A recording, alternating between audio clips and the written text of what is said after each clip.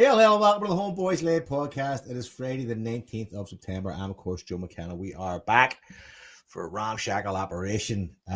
Talk all things Celtic FC.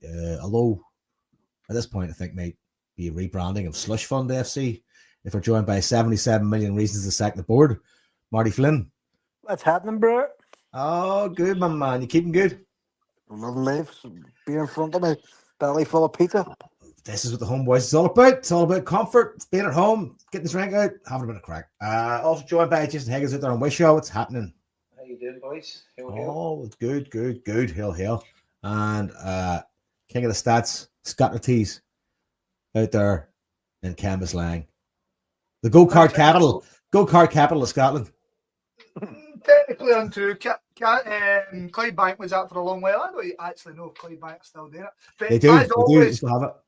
fuck the system. I like to get that wee swear word in quick enough. Mm-hmm. I now understand that the swear word can demonetize you. That's why people don't do it rather than getting blocked. Remember I'd said I watched a load of shows and they were going, oh, you can't swear in the first couple of minutes. Well, it seems if you swear in the first couple of minutes, it kind of demonetizes you. Is that not some... Does that mean we need to pay more money every year for that? We're in debt. We're in debt to YouTube. Every time we swear about you're out of funds. Oh, what was that? Remember Demolition Man? John Spartan, you owe 50 credits. That's what I get. That's right. Could you imagine Anyway. could you imagine the size of our swear jar? It would be like 77 million quid with a fucking Sitting there untouched. Why Dermot Desmond? Aye, just phone Dermot up, right? That's some late stage capitalism shit, isn't it though? Don't fucking say anything wrong or you're gonna get losing money. Well, what? Yeah, according to America, you can say what you fucking want now. Right. As Ace-T always said, it's freedom of speech, but just watch what you say. Yeah. Anyway, what's happening, man? There's a lot going on in the Celtic sphere. A lot going on. We had a list, but that list has probably fucking changed now by the time we came on there. After there's been financial exposure in terms of the Celtic finances. Where do we want to start this? We just start with some football. Go back to the game. We just keep it good. Yeah, let's go to Command. Right, I was saying, who was there? Speak to you first. Both of you there? Aye. Yeah. Right. Well, let's flip a coin here and see who's going to go first because we want to get it first. Boots on the ground, kind of information as about how things went. Because like on TV, you only see on TV, and it's always a very different fucking perspective. Yeah, I'll do the first 12 minutes, and Scott can do the next fucking 7. Nino. Right. So, Jason, take it away, mate. Aye, good wee day. So that was I'd been off work for 2 weeks. It was my first day back on Monday. Fucking disaster. Our bus left at 10 in the morning into Irvine CSC. So a couple of pints in the tavern before we left. Then a couple of cans in the bus. And then hell knows how many pints. That Irvine CSC's class, by the way, if anybody's not been there. See a 4 again at Kilmarnock, get your bus booked in it. Big, massive social club. Beautiful inside. And I think 2 pints of Guinness was somewhat £6.70. Winner. Aye, well, beautiful. But aye, so we had a great wee day in there, and then the bus headed up. And I did the day the full consensus on the bus, but 99% of the bus didn't go in until after the 12 minutes. Some didn't get in at all. Do you know what I mean? After the session in there, they just went to the pub. But aye, so I met Scott outside as I was waiting for Liam coming with his ticket. Met Jeanette and Eddie, met a load of the boys outside. So it was all kind of very good natured, and everybody just went in the turnstile, and there was enough room. I didn't think there'd be enough room, but there was enough room for everybody. And it was busy enough down the bottom. It was mobbed, in fact. Everybody standing in the stairwells, etc. But it was all good natured, and I must have got in just on like the kickoff. So I didn't really see MD going in as such, so I didn't know if there was any hassle, but I don't think there was.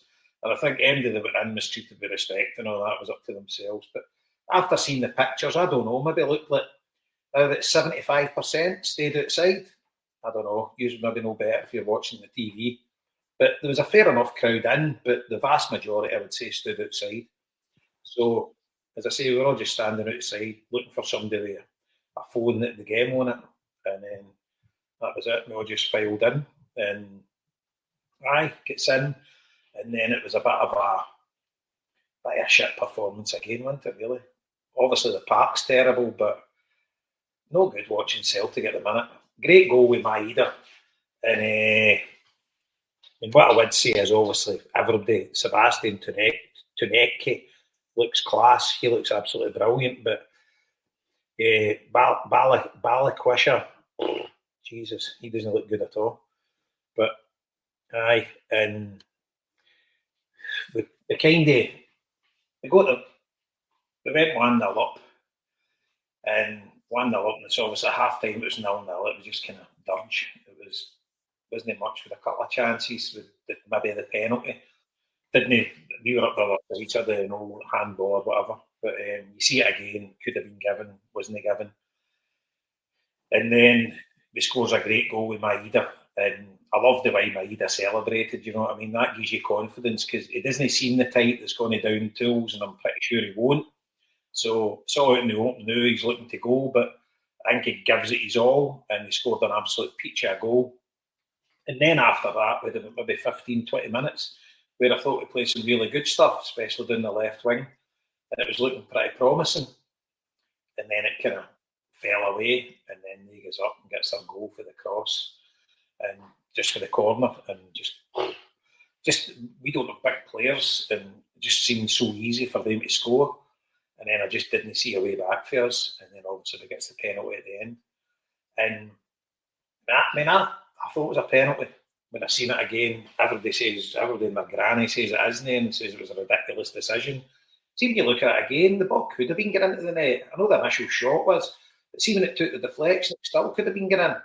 I don't know if it was or no, but I wouldn't say it was going miles by. When you watch it again, I don't usually maybe have seen it again. I'm not entirely sure it wasn't going towards the net. And obviously the guy doesn't really mean it. But the one thing I would say is I was standing next to three guys I didn't know.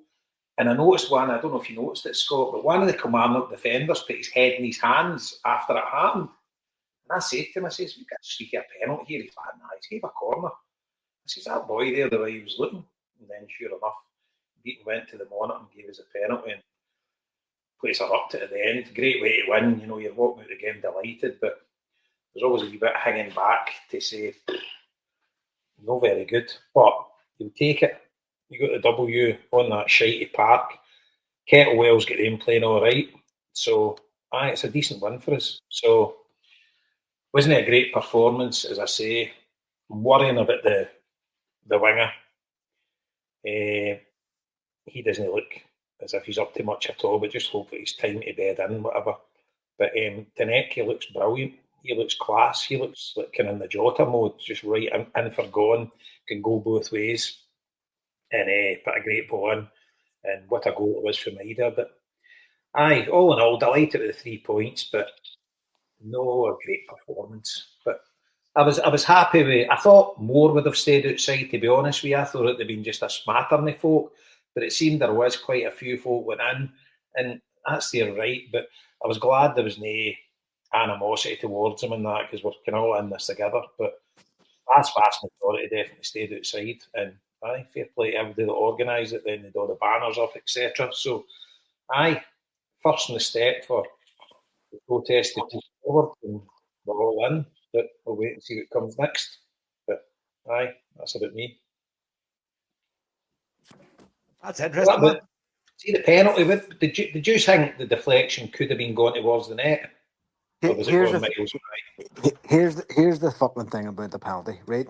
The penalty decision was a fucking farce, because the penalty rule is a fucking farce. By the rules, that is a penalty. As much as it galls me to say that it is a penalty, like, I'm glad we benefited for a fucking change, but it was a fucking penalty. His hands were out from his face. It was like a save. You know, and I've always argued the only requirement for a penalty should be if the person deliberately handles the ball. And for some reason that level of fucking sense is not allowed in football. So with all this other bollocks, that goes along with it. We have had much worse penalties given against us in the last since VAR came in. Do you think he Do you know what I mean? deliberately handled it, Marty? Not at all. Of course he didn't. He was trying to angle his arse away. And naturally when you're turning your body, you move your arms to give you the the the the ability to Leverage. spin. The leverage, that's exactly it. Joe, he was trying to fucking turn his body away when the ball came in. And now, say he had hit the ball directly at him, that may have been more of a penalty. But it come off some cod foot and bounced up. And like we have seen those given against us, and they're completely ridiculous decisions. But by the letter of the current penalty laws, it's a fucking penalty. You can't argue. And John Beaton didn't argue; he just gave it. And if there's anybody who was more gutted about us getting a fucking penalty on that occasion, it must have been John Beaton. But he knew by the thing it was a handball. The body was away the hands were away from the body. It blocked a shot that was going forward. It's a fucking penalty. As ridiculous as the penalty rule is. Aye. One thing I would add that I failed to mention, obviously we get the penalty and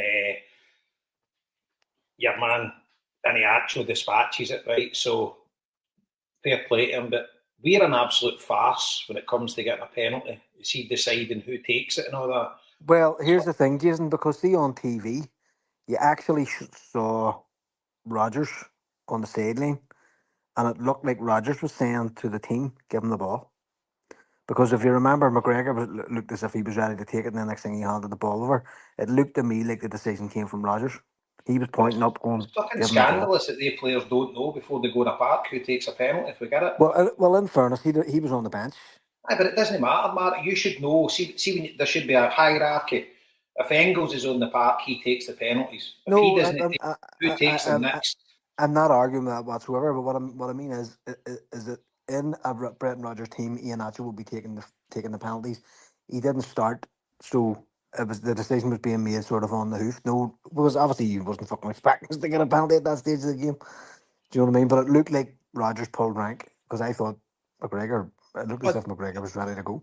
Isn't that also an element of like, let's give this guy his moment. Let's get somebody fucking G'd up. I mean, let's get See the thing about McGregor. McGregor might have had the ball, but I think it was an agreed logic by everybody around me.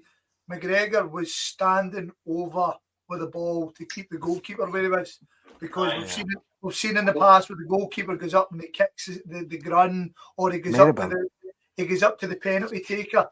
By all accounts, Negrin was the kind of. That's what I thought. I thought it was Negrin. McGregor was going to give it to him. Yeah, and then it was agreed that Iheanacho had said he wanted to take it, and that was it. I mean, I can't I know Jason goes off, he's not about penalties, but I can't disagree.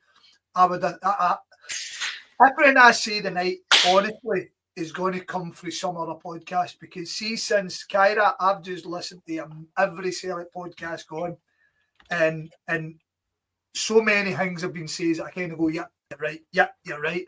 And somebody says it today, for us to come out of Aberdeen Cup final losing on penalties, to get into Kyra and lose terribly on penalties, I can't believe I would really hope that we're practicing penalties, and I thought the hierarchy would have been sorted by now, so that there was no shite, no fucking. It's a disgrace, Scott. No fucking, what was it, Lynch and Maloney, remember at Hearts all the years ago? Do you know what I mean? It's a disgrace. So for somebody like Brendan Rodgers, it comes across as so meticulous that he's got everything. When it comes down to penalties with us were an absolute disaster. A disaster. See if it gets to the stage like the Partick Thistle that goes to a penalty shootout, I'm walking out. I'm telling you, we're an absolute joke. And Schmeichel will save none of them. The thing is, I've stopped fucking celebrating. Oh, now people go, yeah, it's when we get a corner. Like, I've stopped that. I stopped that ages ago, and I don't cheer when we get a penalty now. I'm just like, I just cheer. But to come back to my thoughts on the protest, I met you. I laughed my balls off when I saw how jolly you were. because last things we were talking about, you were talking about, I'm doing it early, but I'm starting work again the next day, and I'm like, oh, you were full of the joys, mate. It was good to see you. So we were in early enough, just after we were in, and we were floating about down the stair for a good 10, 15 minutes. Place was packed, just as Jason says. Great to see. Saw loads of people I knew and stuff like that. I never bothered even attempting to go up the stair to have a gander. But I just stood at the back and I was all very comfortable. But when we get in, now the pictures, like Jason says, when we saw the pictures coming home, we kind of guesstimated 65-35. However, I think 70-75 is more on the ball, judging by the fact how busy it looked once everybody get in. I saw people kind of disappointed by how the support never got in and just all kicked off straight away. Fair dues, right? Live and learn. It's a big protest. I was enthused by the buy-in because even a large amount of the people who went in seem to have got valid reasons for going in. I mean, don't get me wrong, there was a wee guy I got a ticket for. He's like, I fucking drove 3.5 hours. I don't want to be fucking missing in. I was like, tell me what you want. Called him a scab every fucking second he walked away from me. But no, I didn't see, like Jason, I kept myself away from it. I didn't see anybody abusing anybody. I didn't see anybody abusing anybody else. If you want to get in, you get in, and you want to support. I thought the majority of this away support supported it. That's a good thing. That's a fucking good thing. That's nothing to be snubbed, right? And anybody that says it was a failure, you had the majority of the Celtic supporter in that stadium remaining down the stairs to support our protest. That's fucking good. So fuck up. Those who went in, like I say, there was a whole load of people who says my dad's too old, he can't be stoned about. I saw somebody fucking, 2 people sitting behind me with fucking legs and braces. Fair fucks, know what I mean? Everybody's got their own reasons. That's today with you. I hope we can fucking engage with you. I hope we can get his own support once we're getting going. But for 4 days after the first meeting to get that for people, well done the organisers, well done everybody. In my opinion, everybody who stood down the stair. In terms of the game, I understand why people are getting frustrated, but we've not played well this season. So to imagine that we were going to turn up and everything was going to be fine, in hindsight, it's a wee bit silly, isn't it? And we've had bother doing in that ground before. I think, I'm trying to think who was it who mentioned it. I think it might have been Axstorm today. It might have been, I'm not sure. But somebody says Brendan Rodgers, in fact, it was Celtic Underground. Brendan Rodgers, in his whole time at Celtic, has overblown AstroTurf or artificial grass. He is, and I believe the way he conducts himself and the way he reacts to it is almost allowing the players to turn up and be shit. Now, I didn't think the surface was the problem at the weekend. Everything the way Jason's described that game, I can't disagree with any. Not one, but I agree with him wholeheartedly. It's so frustrating as a support to watch it. I mean, how big was their fucking strikers? That is they are playing basketball players, man. That guy was the biggest guy in the world. And couple of cameos up front. See corners, we've got Hattati Martin. That's just nature. Know what I mean? So if they put a good ball in for any corner against us, you've got to bet them to score. 100%, and that's why the frustration with the goal comes. But we can talk about that in a minute. I don't think they caused us any ball in the first half. Equally so, we never really caused them any problems in the first half. But the goal we scored was outstanding. The ball in was excellent. I can't believe the press are going on about them not getting a fucking shy. Man, God's sake, man. They're clinging on the end. But anyway, the ball in is outstanding. Really outstanding. and Maeda scoring. And just as Jason said, I didn't ever think Maeda was a guy with down tools. And he was garbage in the game, but then produced that. That was great to see. His reaction was nice. Taneki fucking done the waving at the fans to get going thing. I was near punching him in the face. You know what, Scott? That reminded me. See, when he did that, right? He did that, and I said he's got a bit about him because he hadn't done that much up to that point. And I'm saying to myself, who is this cunt?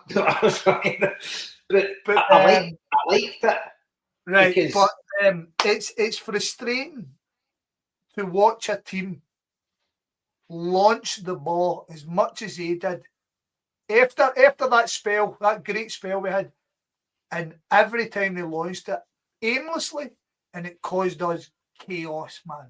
And it was so frustrating that such a plain Jane. I mean, I'm reading Kilmarnock fans saying we were the better team in the second half. Give me peace, man. Give me peace. Right?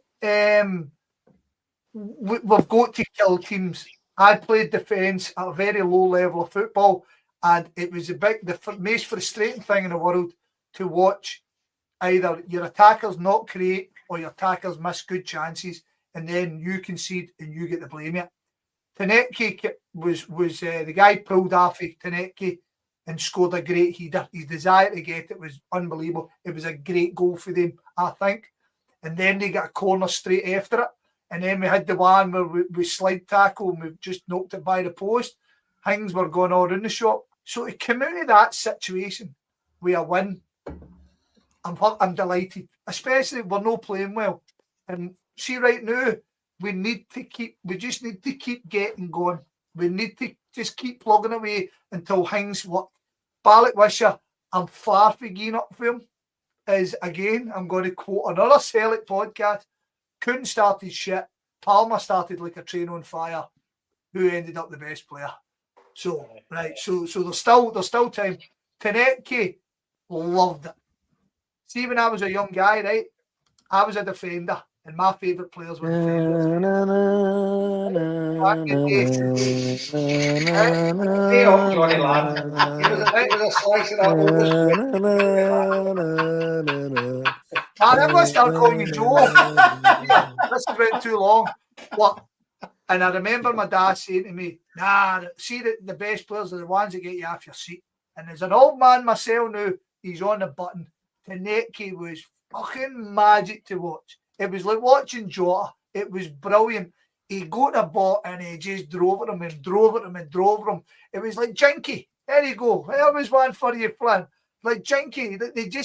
They went at him and he would just dance with him.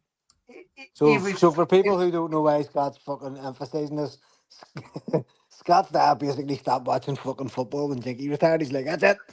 Fuck everything. No.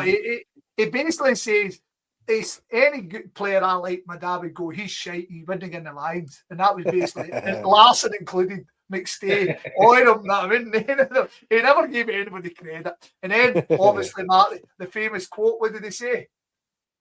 See, everything went to shit when they stopped us lighting fires on the terraces. It's hard to argue with a man. Like, God bless Peter McCorry.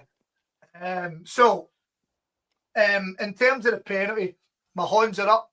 I don't know the laws of football anymore, and I don't. Exactly.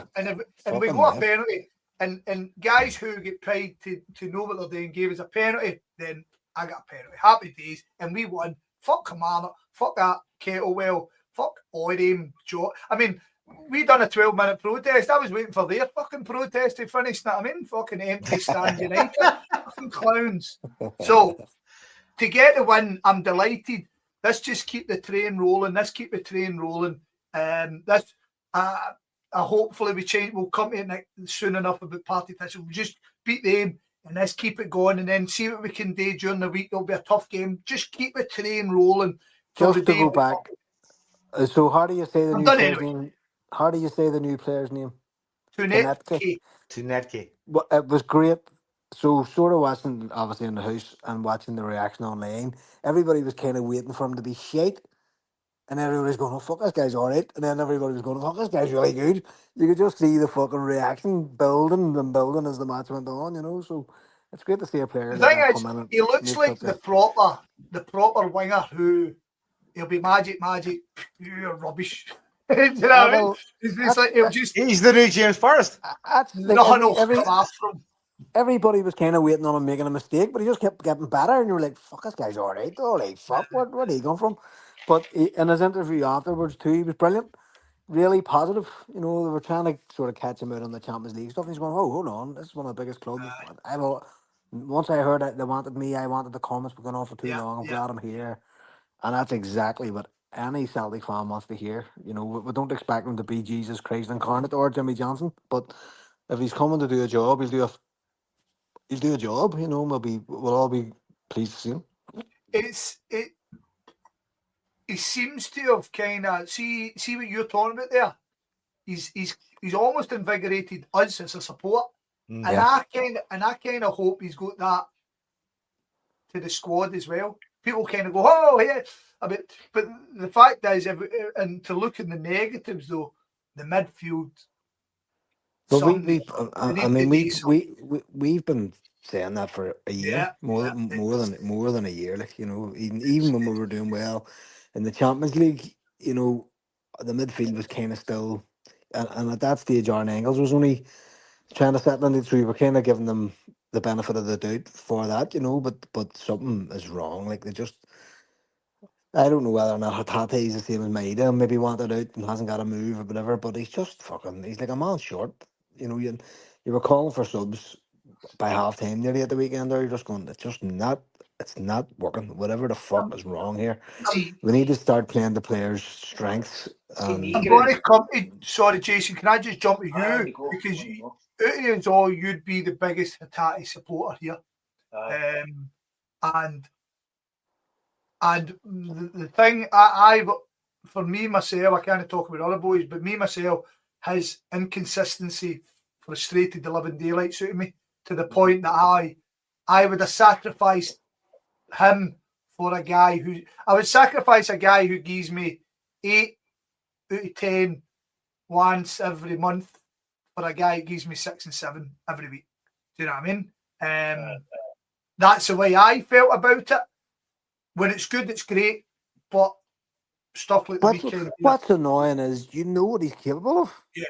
Fuck, but I just find over Jason stands with him, the new he's fell off a cliff, and I can only imagine he's probably in the same boat as Maida, probably wants it. Yeah. And he's been kept longer than. Definitely, I think so. I don't think he's got the same work ethic, but he's definitely not got the same work ethic as Maida. I don't think he'll throw the rattle at the pram, but obviously, you know yourself with fitter players when they're just no right, there's just something no right. And see on that, Jason, too, Brendan Rodgers was very circumspect about it. Because Rodgers was saying last week at the press conference, look, these players are waiting on their moves. They've been here for years. They're not from here. They're being offered life-changing money elsewhere, and we weren't able to let them go because we weren't ready for it, you know. So you can kind of, like, nobody's fucking slaughtering them for it. You're going, you can understand why. Like, even the manager's fucking saying it, and he doesn't want to let them go. I would like to come back. Maybe the news is time to talk about. I would like to come back and talk about Brendan Rodgers and his future with regards to that as well. Because as I said before, me and Joe were talking earlier on about Wayne's football and how your voice can become stale. And I always think that about Brendan Rodgers, especially when Brendan Rodgers, the man manager, I believe his message wouldn't change. So there must be a whole bunch of people who have worked with him for years that they've kind of went, I've heard this. Do you know what I mean? And also, if you're not getting dropped, does the hunger kind of fall away as well? Because, like we've said it a million times, we get bored of playing the same 4 teams all season. The players must be the exact same. You know what I mean? Attack must be like, I've done this. I've won every trophy I can win here. You know what I mean? And but then that comes down to Rodgers, right? And to your point, so Rodgers is the guy that always says you play my team in merit, which is bullshit. Callum McGregor gets a game every week, regardless of how he plays. Hatate will start every week. You know, It's bullshit. Carter Vickers, if he's fit, will start every week. Doesn't matter how good he plays. So he's got players that he always plays. Just regard. He won't drop McGregor. He won't say to Callum McGregor, "You're off form now. You're not going to get him." He just won't do it. Yeah. So all that bullshit that I'll pick the team and you'll need to do this to get, it's all fucking bluster. The thing is, people aren't playing in merit now because we've got loads of players that are off form. And the one that's kind of perplexing me a bit is Nygren, right? He started off really well. But to use the phrase, he's like a busy fool now. He's like a headless chicken. He's all over the park, fucking energy, fucking through the fucking roof, but does very little with the ball. And Engels is sitting on that bench and must be saying to himself, and plus Paolo Bernardo, that boy is not getting a chance at Celtic at all. And he showed us when he had a run of games, he can be a quality player and gives you a goal as well. And I'm a great believer that, obviously I don't see them in training every day, right? But if you put the guy in and say, right, you're going to get a run of 5 games here, 5, 6 games, prove to me. See this chucking guys in for 20 minutes expecting them to change the world and that. It's not going to happen. You've got a guy, Luke McCowan, all right, when he starts, sometimes he isn't the best, but he's 110%. Another one that's got a goal threat and he's getting a couple of minutes here and a couple of minutes there. Yet Callum McGregor and Hatate are playing constantly, and how many goals are they getting as they know? And let's face it, they're midfielders, they should be getting us goals. You look at the past few years with Celtic, where our goals came from. Gone are the days where your Lee Griffiths was getting like 40 on all competitions. We're not getting that. Your maximum for a striker, you're getting 20, and you're looking for your wingers to chuck in the goals, and then your midfielders to chuck in the goals. And we don't have a midfielder at the minute that's getting us a load of goals. Maybe Nygren could be the guy, but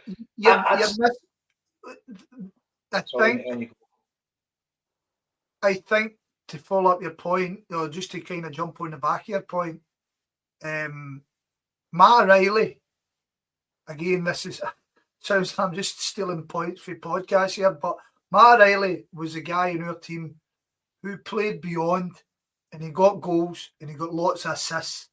Yep.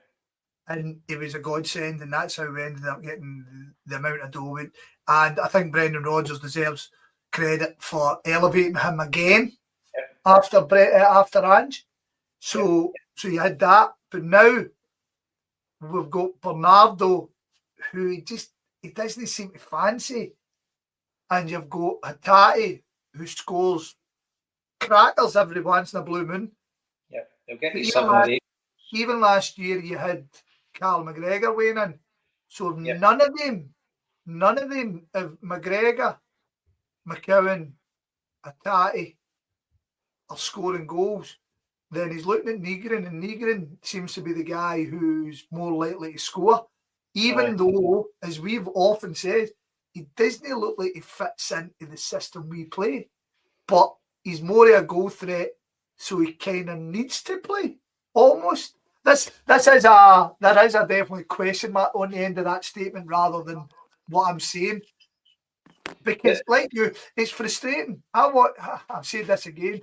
I watched Bernardo playing for Portugal under 20s and under 21s, and he looks like a guy who can get us 10, 15 goals. Without a doubt. He just looks like it. But as you say, give him half a game. What did he play against Livingston? Is that correct? And he got whipped off at half time, was it? Remember, they made all the changes. Was that against Livingston? Yeah. And see, to be fair, most times when he does start, he doesn't really do much. Do much? No. I know. There might be a bit of blindness on our side for him. He might just not fit in either. But as you say, we've definitely got guys in our team. Do you remember Martin O'Neill used to bust your fucking balls because he never gave anybody a chance? I mean, he just stuck with the same team. And we are almost getting to that point with Rodgers. I do understand why it's happening, but it's frustrating because without a working midfield, we're not going to kick on. So something needs to happen. Something. And see, to be fair, I think Arnie Engels has got everything. You know, and he's kind of fell off a cliff as well, from Rodgers' point of view. You know, he doesn't even go on at the weekend. No, I know. You know, and you're like, why? And I feel I'm maybe a wee bit blind with Arnie Engels. I do. I feel maybe. I think Arnie Engels is another one. You should be building a team around Arnie Engels. I really believe that. But equally so, let's be honest about it. Has he been fucking magic when he's hit the jersey? No, he's really no. This season, no, he's definitely not. Definitely not. Right. But again, it's like you need a run of games, and as maybe could he be the guy that the Matt O'Reilly role that plays in front, because he's always kind of playing him like kind of more of a holding midfielder, and McGregor, that's his role, and it's like we've got too many midfielders that just pass the ball about the midfield or to the defence. Oh fucking hell! Don't start it. Fucking hell! And then we've got a fucking left winger that does that, a right winger, sorry, that does that and all. I'm not getting up in the boy yet. No, neither, man. I'm just it's an observation how he's played so far, but I see absolutely nothing to get excited about. I know. It's I remember years ago we said it. Says, right, we're no picking on anybody. If somebody was shit, we're going to call him he played shit. We're no fucking going to talk about not last week or next week. We'll talk about the new. And let's be honest, Barlett Whistle was pish. And Ibrox, he done nothing. So he's I'm not getting up on him, but he's got some work to be doing. Well, but there isn't even a smidgen of a guy that might beat somebody. See the hang is when you look at his stats. I mean, Standard Liège, 32 games, 9 goals. In Antwerp, 145 games, 30 goals. And that's a good return for a winger. Belgians are very nice. But you're not saying that isn't as strong a league as ours. Do you know? And he's not playing with the top teams, so he's still getting goals. I mean, the Belgian league's every bit as strong as ours, if no stronger. So he should be able to. I mean, I don't know. Maybe it's just a bit of stage fright, and he's just finding his feet. And I was going to say, I wouldn't be rating him off just yet, but he's very. Oh, not at all. I know. There's not much to him. But in contrast to fucking Tenetke, right, who's come in and went, right, I'm taking this opportunity. I don't give a fuck. I mean, he's playing with a smile on his face. He was enjoying it. Like, I mean, did you talk about Sriracha? He had fucking cross for me. Big hot sauce. Fucking fair play to him. He was brilliant. I'm not having it. Here. It's early days for anybody to be slapped. As you said, how long did it take Nicholas fucking Kuhn to get into the run of things? So I eat toothache, but I know. Fucking toothache watching Barlett Whistle. Stupid. No, it's too early to be rating people off. Like, fuck's sake, come on. We've definitely probably seen worse players play for. I know, but does it? Here's my perception. Right, does it not seem very dull without someone like Tenetke? It seems really fucking dull. Yeah, but that's what we've been saying for ages, and we've talked about the midfield, about the service that's been given to the rest of the team, and we've talked about the fact we don't have a league for Griffith Striker anymore. And even if we did, he probably wouldn't get the fucking service that he needs to score 40 goals. Do you know what I mean? There's something wrong with the squad. It needs a reset. See the ratio, a percentage of like 75-25 fans in, fans out. Tenetke was 75% of the fucking entertainment, and the rest of the team were 25. Mm-hmm. Go ahead. Do you know what I think we need? I think we need a new manager. mate, is that the authorization to move on to that? Because let's go. No, but before we, son in my head, if we want to kind of get proper old school Marty, you can start doing the tune again. But I put it in our chat, and if anybody's listening, Des Walker was on the overlap, and Des Walker he talks old football, and he talks old football that I like in terms of, see when you put guys on the pitch, the guys on the pitch have got to have a big set of boys to do things, and and he talked about fullbacks coming in the pitch, right? And then obviously it goes straight to Greg Taylor, but he says he argues with his boy, and his boy's going, but he comes in the pitch and he helps the passing, and he's going, but how's he influencing the game? And he's going, but he's coming in the pitch and passing. He says, aye, but how's he influencing the game? And he's like, how do you mean? And he was like, well, see a fullback that goes down the pitch and fucking whips in 18 crosses and creates one goal. He's influencing the game. He's doing something. See the guy who kind of maybe ends up with a back post when you're thinking he shouldn't be there in my style. He's influencing the game. And he says there's too many people in football now who are happy enough just to do their job without influencing the game. And I almost fucking stood up and cheered, and I was like, you're right. You're absolutely right, man. There needs to be like I see a centre halves kind of getting the ball and passing it him, and then he'll pass it him, and he'll look up and he'll see nothing, he'll pass it him. Fucking try something. Ping it out to a guy wide. I know, but you talk about like the sterilization of fucking choice. Yeah, definitely. No, but there's the whole thing. I mean, here's the thing, right? I think that also links in some ways to the Americanization of fucking sport. It's like going baseball, American football. Like there's no chance taken involved. It's all role play. This is what you fucking do. This is how you do it. We call the play, blah blah blah. There's some of that creeping into football. Like this is your job, but it's making things sterile. That's why we have fucking defenders pass the ball to each other. Fuck's sake. But it's like 10 minutes in the game. What the fuck's happening? But the counter argument is, me and Scott used to talk about this fucking years ago, was say a team needed a goal in the last 10 minutes, so they just start pushing it up into the opposition box, and you're going, well, if that tactic works, why weren't you just doing that the whole fucking match and you made it win? You know what I mean? Listen, see when I go across the road to watch the Glebe North seniors play, right? There's some good play, right? But a lot of the time the ball's getting hoofed, and you know what it creates? Good drama. Right, no, see, but you had me thinking there, Marty, right? So I'm standing at the game with Stu, and we're going, and I turn around and I says, why don't we shoot? Why don't this team ever shoot? We get to the edge of the box and we pass it right, and then it comes back, we pass it left. We did a big horseshoe of death, but why don't we shoot? And then Stu says to me, remember that time Carter Vickers just got the ball and just rattled it and we scored? And then he does, and then he has one shot at the goal and makes a cracking save, and you're sitting going, do that more often. Let's see more of that, Cheech. Let's go. I do understand the guys like Brendan Rodgers. They want to control the game. They want to negate the jeopardy in a game. But if you're 1-0 up or 0-0, the jeopardy's always in the game, because all it's going to take is one slip. Honest to God, we need more Tenekis. I mean, it's funny, but we're talking about, it was like the last day of the windy, and somebody went, we're like with Paddy Roberts, for fuck's sake. And I was like, I'd fucking sell my house for Paddy Roberts. 100%. Do you know what I would just love? You know what I would honestly, I would love it. I would love to watch a game one day where a team lines up 4-4-2.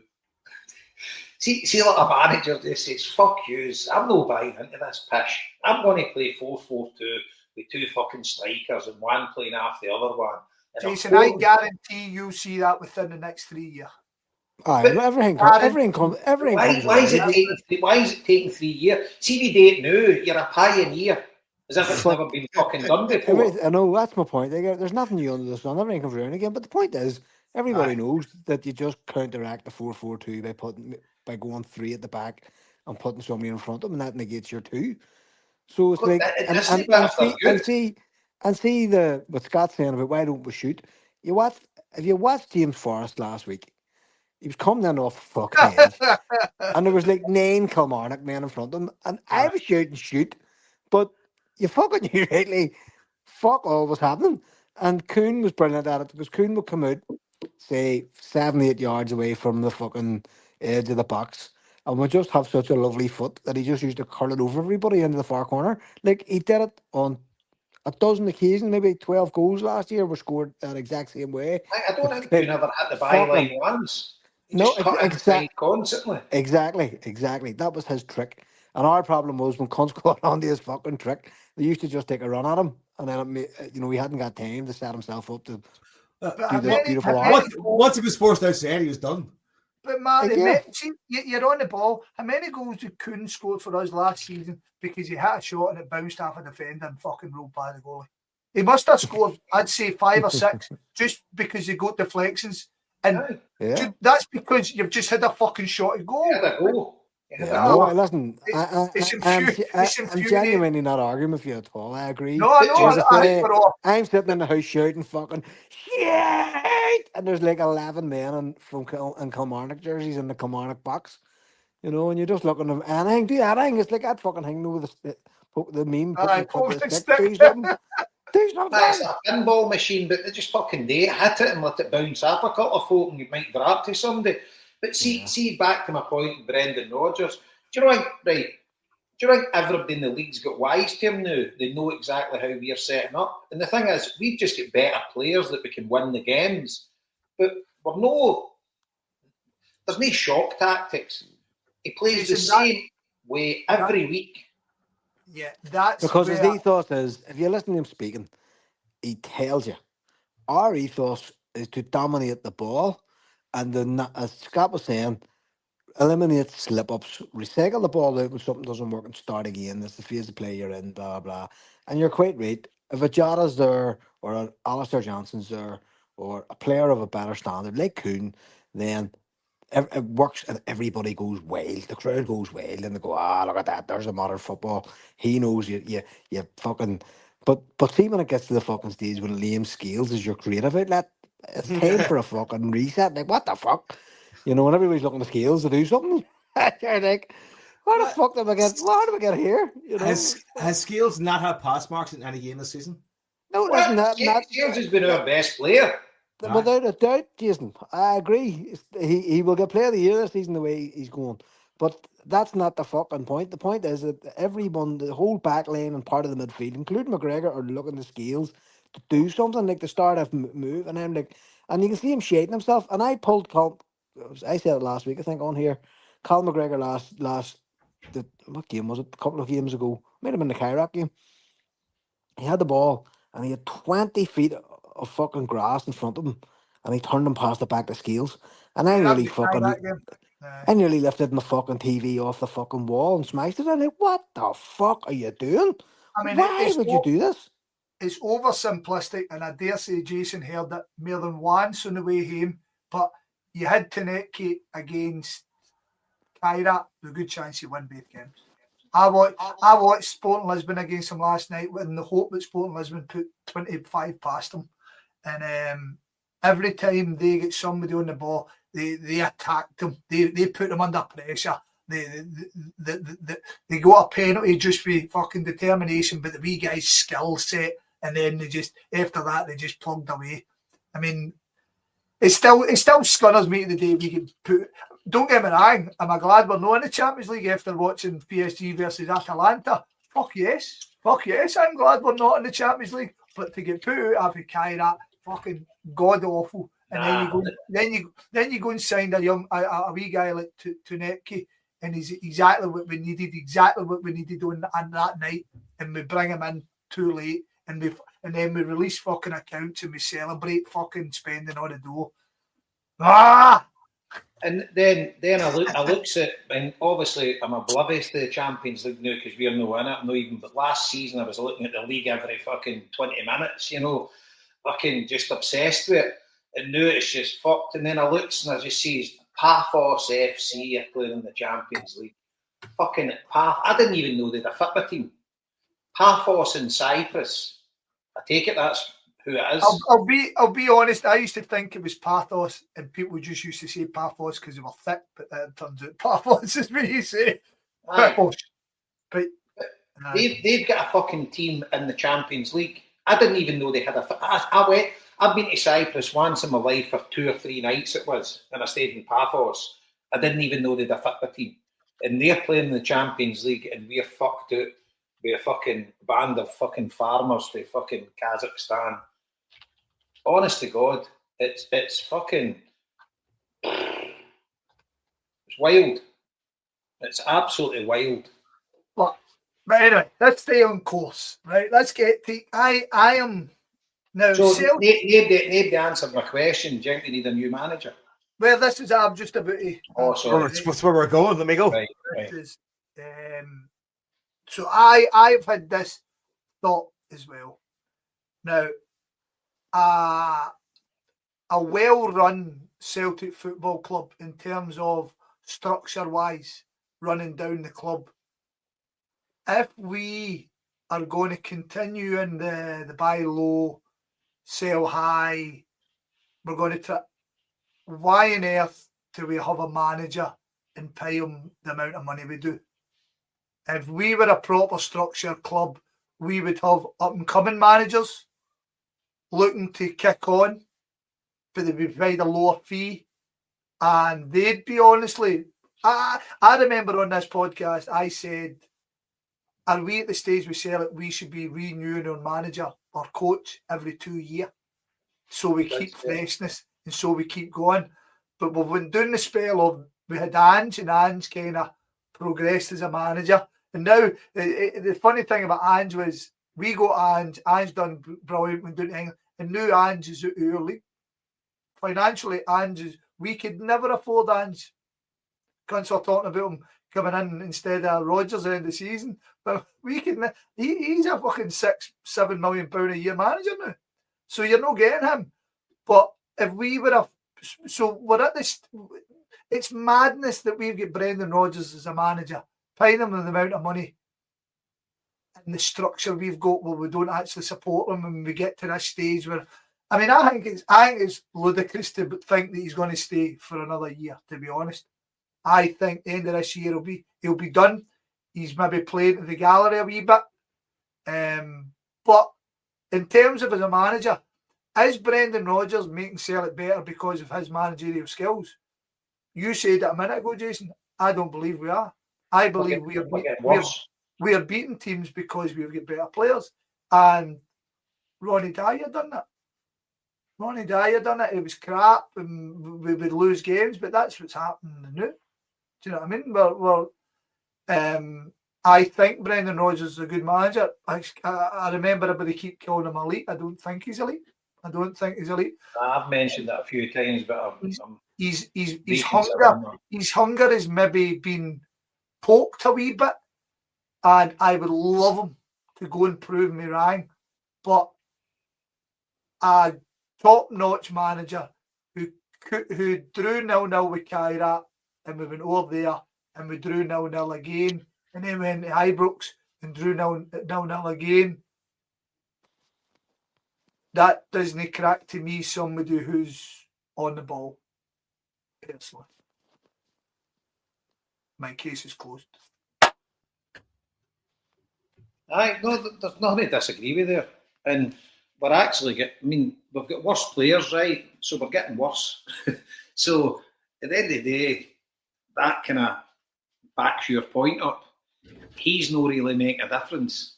It's the players on the park. And we've got worse players than we had this time last year, so we're a worse football team. He's really doing nothing about it.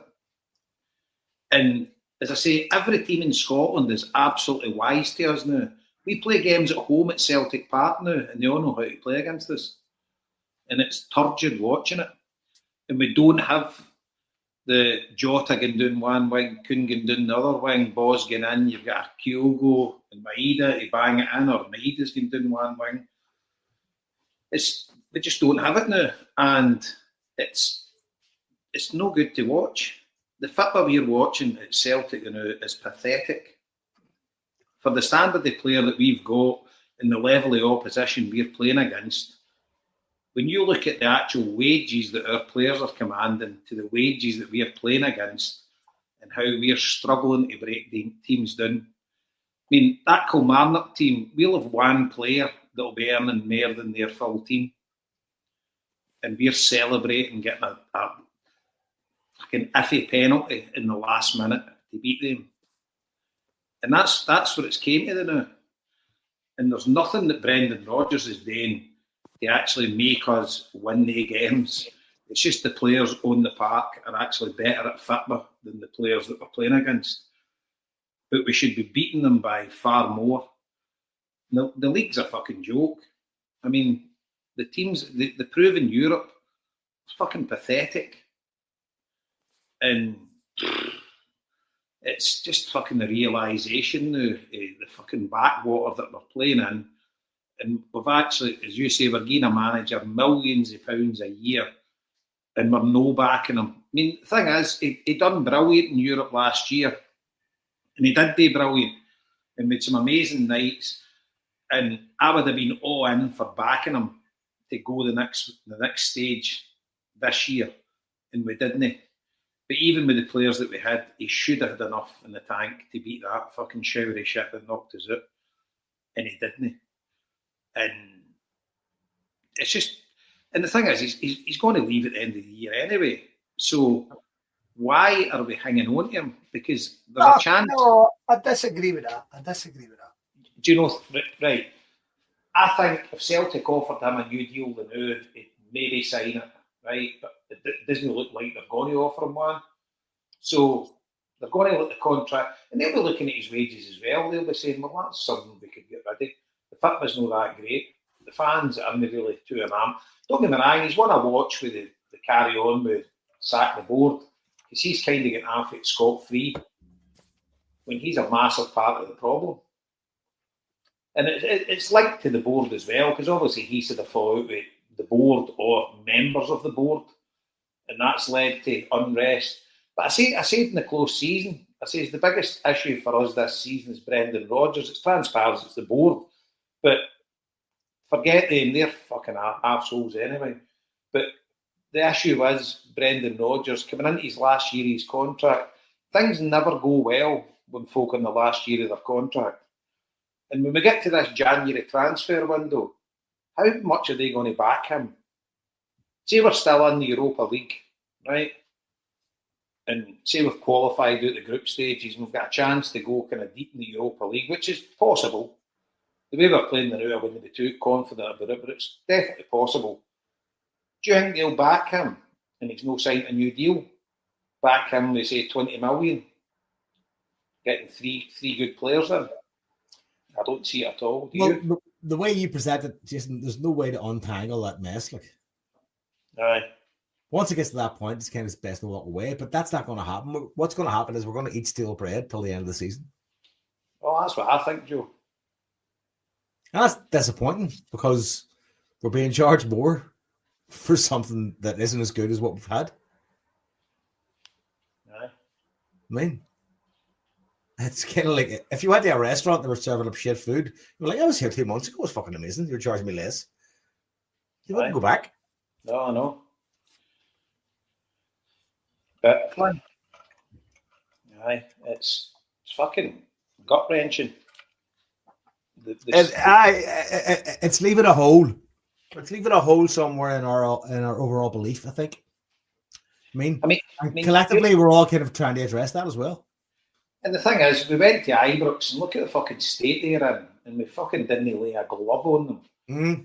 Hibs are probably gone there the more favourites to beat them. I mean, I'm fully expecting Hibs to beat them. 100%.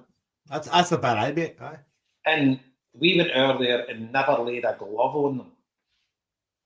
It's fucking awful.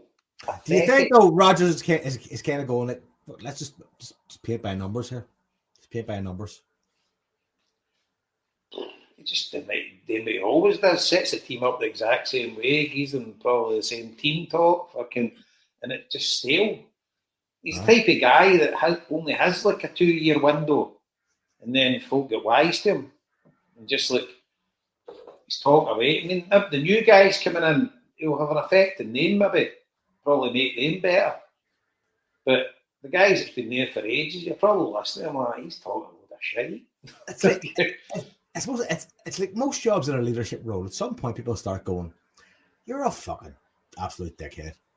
And see, the thing is, see if you don't reinvent yourself, see if you don't move things. You know, if you keep playing the same formation, he's probably played the same formation the first time he was with us to this time he's with us, and he's not changed a thing. And if you're setting up against a team that plays the exact same way every week, I mean, we're coming up against a team of 11 haddies, and no disrespect to them, but in the grand scheme of football and world football, They're not the best players in the world. They're all decent professionals and far better than any of us, right? So they're obviously there in merit. But compared to the players they're playing against, they shouldn't even be competing. And teams can stifle us because of the way we play. Yeah. So, I don't Marty know. boy, you get any input? Yes, they'll let Brendan Rodgers go would be an act of stupidity. He's already says he wants to stay. We've done fuck all about helping him stay. Will he get money in the transfer window? Probably, because the board are so fucking embarrassed about their own performance. And what we're going to talk about later is probably going to raise its head even more as we approach that transfer window. We cannot get another manager of the caliber of Brendan Rodgers. It's as simple as that. We all know that. So what the fuck will we be chasing him for when we know we're going to be getting somebody worse? So for me, we should have been back in Brendan Rodgers. We should have given him a golden handshake at the end of last season, extended his deal for 2 years, or put him on a fucking rolling contract or something, which would have taken away all the bullshit he said himself about April time. Don't be asking me what's happening next year. I will be here to the end of my contract. So he went out of his way to draw the sting on the whole thing and to settle everything down. And that should have been the green light for the club to say, right, let's get this deal done in May, so that when the fucking disruption over the cup final happened, either you announce it before the cup final or you announce it after and get it over and done with, and then that stops the chat. So Rogers has already said last week, I want to stay. I told him face to face I wanted to stay. I've heard fuck all since, and I can't explain it. Wait, well, one of two things have happened there, no? One is complete incompetence to reassure Brendan Rodgers before the start of this season that things are going to be the way they want them to be and his contract was going to be extended. Or, number two, he's basically being phased out till the end of the season. Unless something drastic happens in January or whatever. I don't fucking know, right? Like we almost fucking put Bayern Munich out of the I know, but I'm talking extended about points. how are the club treating this guy? Joe, I agree with Marty, but Marty's saying it's absolute fucking gross miscompetence with the board, right? I get that, but the thing is, Marty, that's the situation we're in. Brendan Rodgers as a manager should still be good enough to beat Kyra. I mean, there's I'm no not excuses arguing. there. I'm not arguing with that, but either I agree with you completely. But Aye. life just isn't that fucking simple, and these things happen. And great teams who amass great players, Galacticos, sometimes don't reach their fucking potential with amazing managers under them. No. That's life. We had 180 minutes against the team of farmers. Listen, I'm not arguing that. And we went out against Art Media Bratislava with players like Chris Sutton and fucking Hodgson and fucking all the rest of them in the team. That's life. Sometimes shit happens. Like, I'm sure it's happened to other fucking teams too who thought that they're, we're going through this easy and all of a sudden they get their nose bloodied. The Kairat performance, we dissected the whole performance here a few weeks ago over fucking 2 legs. It was atrocious. But that's football. It's fucking football, do you know what I mean? And if you had other players on the pitch, like fucking Jada or whatever, who the fuck knows? It's like, if your granny had a set of balls, you'd be your granda. No, you know what I mean? I get that, and I totally blame the board for that, right? But no, totally. Brendan Rodgers is kind of getting off it scot-free because of the board's incompetence.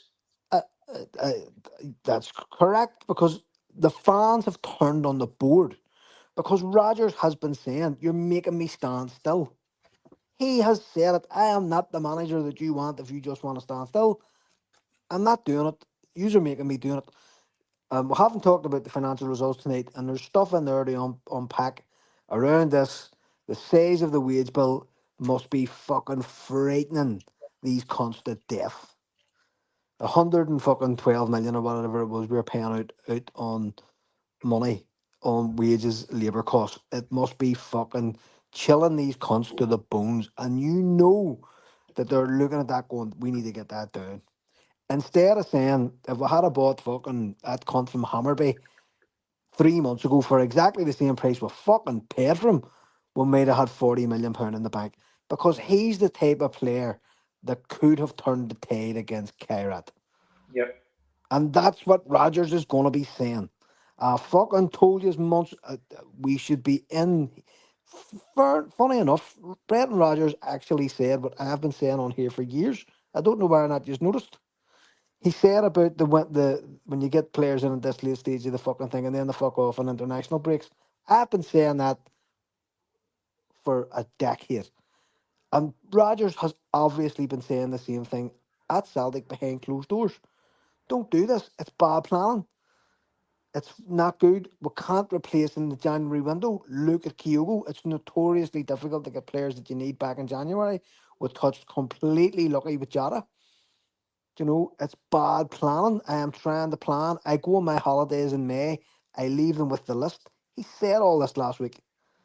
Who the fuck could argue with any of that?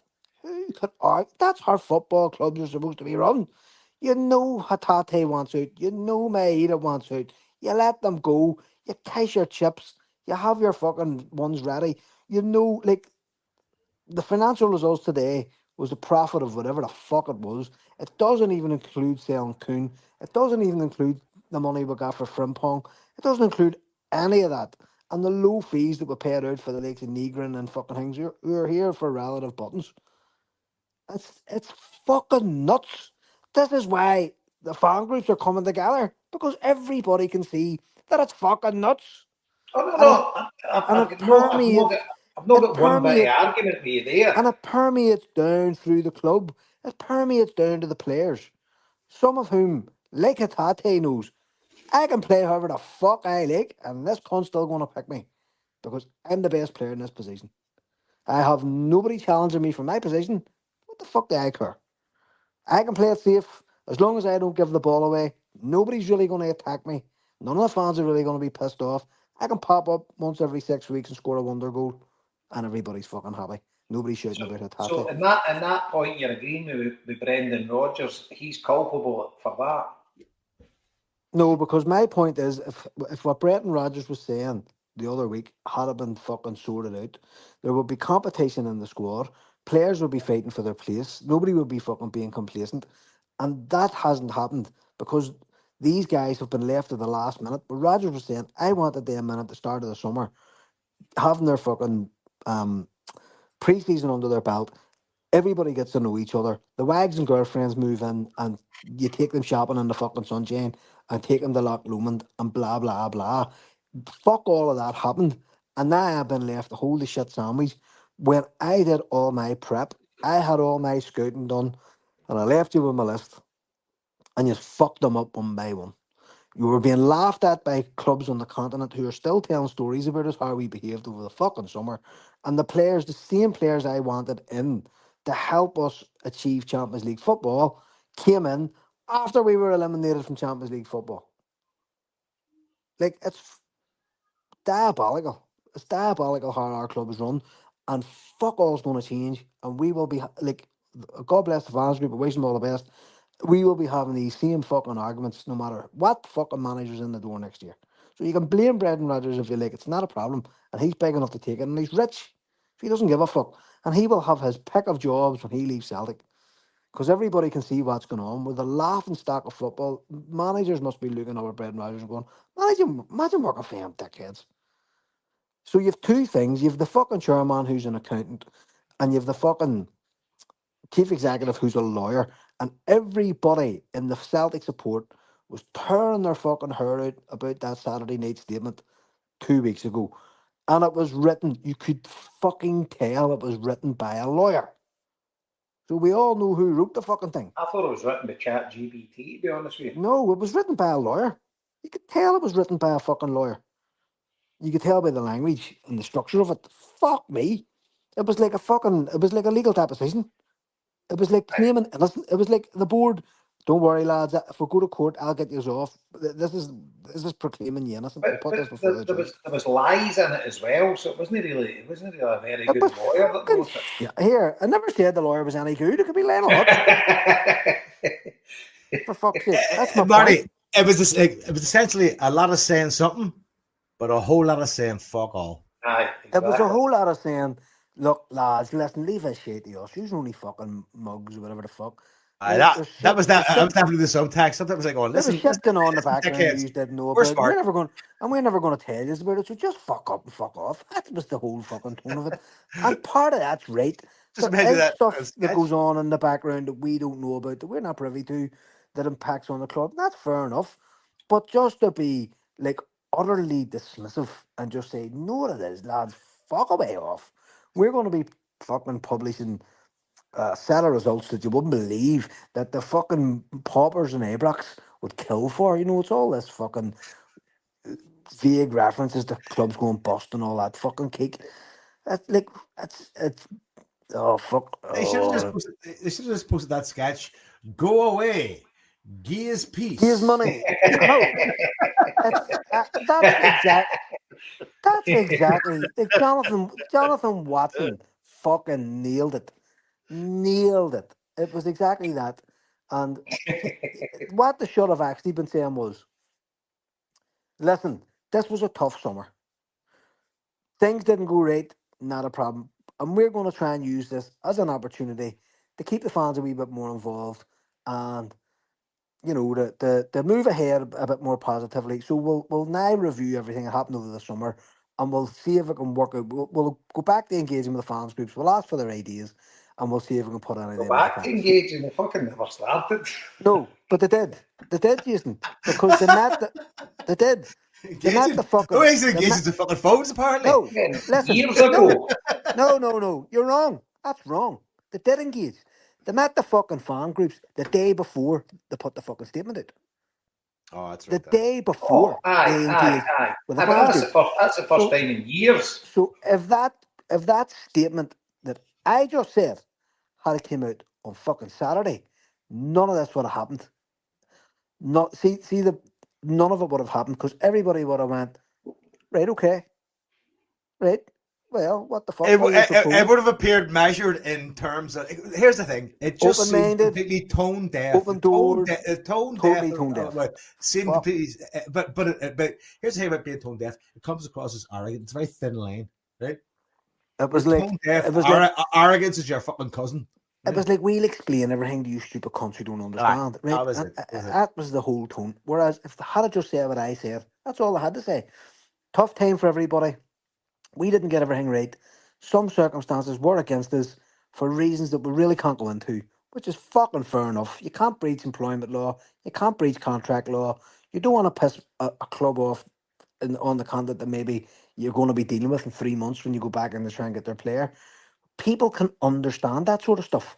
So you don't actually need to sit down and do like a fucking Lego statement where you build the statement, to protect yourself against the fucking baying mobs who are attacking your Lego palace, your Celtic Lego fucking ground. Like, that's how they were treating people. And that's why the fans groups and the social media groups and the fucking whatever the fuck groups fucking have went ballistic. And that's why there has had to be a fans collective formed, because we're looking at these cunts going, what fucking planet do you live on? Where do you come from? Seriously, we can all fucking see what's happening. We're not thick. What we want is to work out a better way for the future, so that if this happens again, we're in a fucking better position to deal with it, because you have sent Bretton Rodgers out to a firing squad every Friday for fucking 2 solid months, He where should join he himself. He should join himself. where he's looking and going, what else do you? Bretton Rodgers is saying, what else do you want me to tell you? I have been honest. He said the cunt who've briefed against him was cowardly. He says that he had his fucking chit sheet fucking bank with the club before he fucked off to Mallorca. He said that the money was coming in was great and had it. Some clubs didn't want to deal with. That's fair enough. He said that there was other players who were infinitely gettable that we didn't get. He didn't go into the fucking reasons why, but we can all have a fucking stab at why, because we can see how the club's being run. Do you know what I mean? It's just, if there's a wrong way of doing something, we'll find a way of doing it, and it's not really difficult to do it the right way. And the right way was to say to the fans, look, hold on, we understand. Shit happened. It was like Peter Lawwell said for years about that year he didn't stay in St. Stephen Fletcher in January. He's been on about it for fucking years. Oh, that was the worst day. Like, if I had done something differently, if I could go back and change the fucking thing. And they're doing it again. Or James McCarthy, or all these fucking things that, the ones that got away, and you're going, but you're doing it again. You're doing it exactly again. And as I say, they're looking at those results that come out today, and they're looking at that wage bill, and they're going, fuck. We need to fucking get that down to fuck. Do you know what I mean? And we're looking at 77 million in the bank, about 30 million to come in from our activity from after June. Do you know what I mean? The fucking stupidity of not bringing in 3, 4, 5 really good players, sweeping back into the Champions League, as Jason said, playing a couple of fucking cunts who looked like they'd come out of the fucking mains that morning to play us, and we couldn't manage to fucking beat them. Like, and you can change the manager. It's not a problem. If you want to have fresh legs, fresh eyes, fresh mind, great. But see, when you have these wank stains in the background who are doing the same thing every year, fuck all will change. Like, Ange Postecoglou came in and was all high and mighty and then fucked off. Great, fair play to him, done his bit. Brendan Rodgers came back to a job he did not need to come back to. Do you know what I mean? And the last year was one of the best years we've ever had. It was fucking fantastic. And he's back now relying on players like James Forrester who by any stretch should be either let go or should be just, brought on for cameo appearances 2 or 3 times a fucking year until his contract runs out. Like, it's nuts. But anyway, I'm waiting to get another beer. I don't disagree with anything you said about the board there, Marty, by the way. Just it was the Rodgers thing. I'm no sold on him. I'm just a bit. But Jason, you were fucking sold on him last Christmas when we had that 6 months. Everybody was sold on him. We were all waxing lyrical about how brilliant the season it was. And he's going to fucking work on the last day of school and saying, right, lads, see when I come back, here's what I want. And they go, no problem, Breton. And as soon as he gets out the door, they fucking into the bin and go, I can fucking whistle fat. Because that's what they're doing. That's what they're doing. So see if Brendan Rodgers isn't on top form, who the fuck could blame him? He's looking going, they're doing the same thing they done on me last year. And not only that, some cunt within the club is going to the Sun. Aye. The same thing they done on me the fucking last time. Like, what the fuck? I know. That's fair. And I'm saying, we'll get another manager. This is where it becomes kind of dirty war, and it's fucking at this point cut ties. No.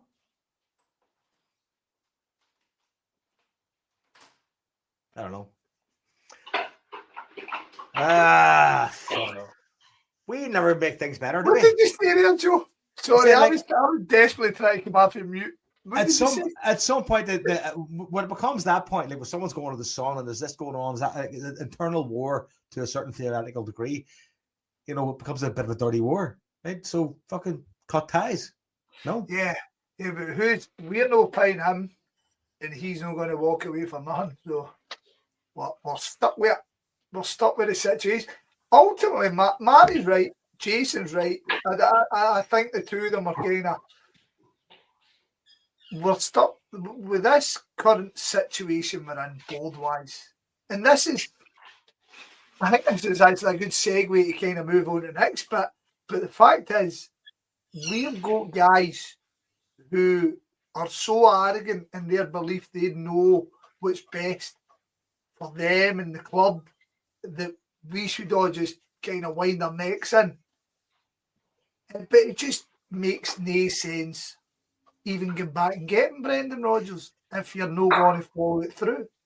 I don't see the point in giving somebody a 3-year contract and then 2 years into it kind of going, well, fuck that. Aye, and then the thing is, Scott, year 2, take the cup final away for that, but year 2 has probably been our best domestic / European performance in decades.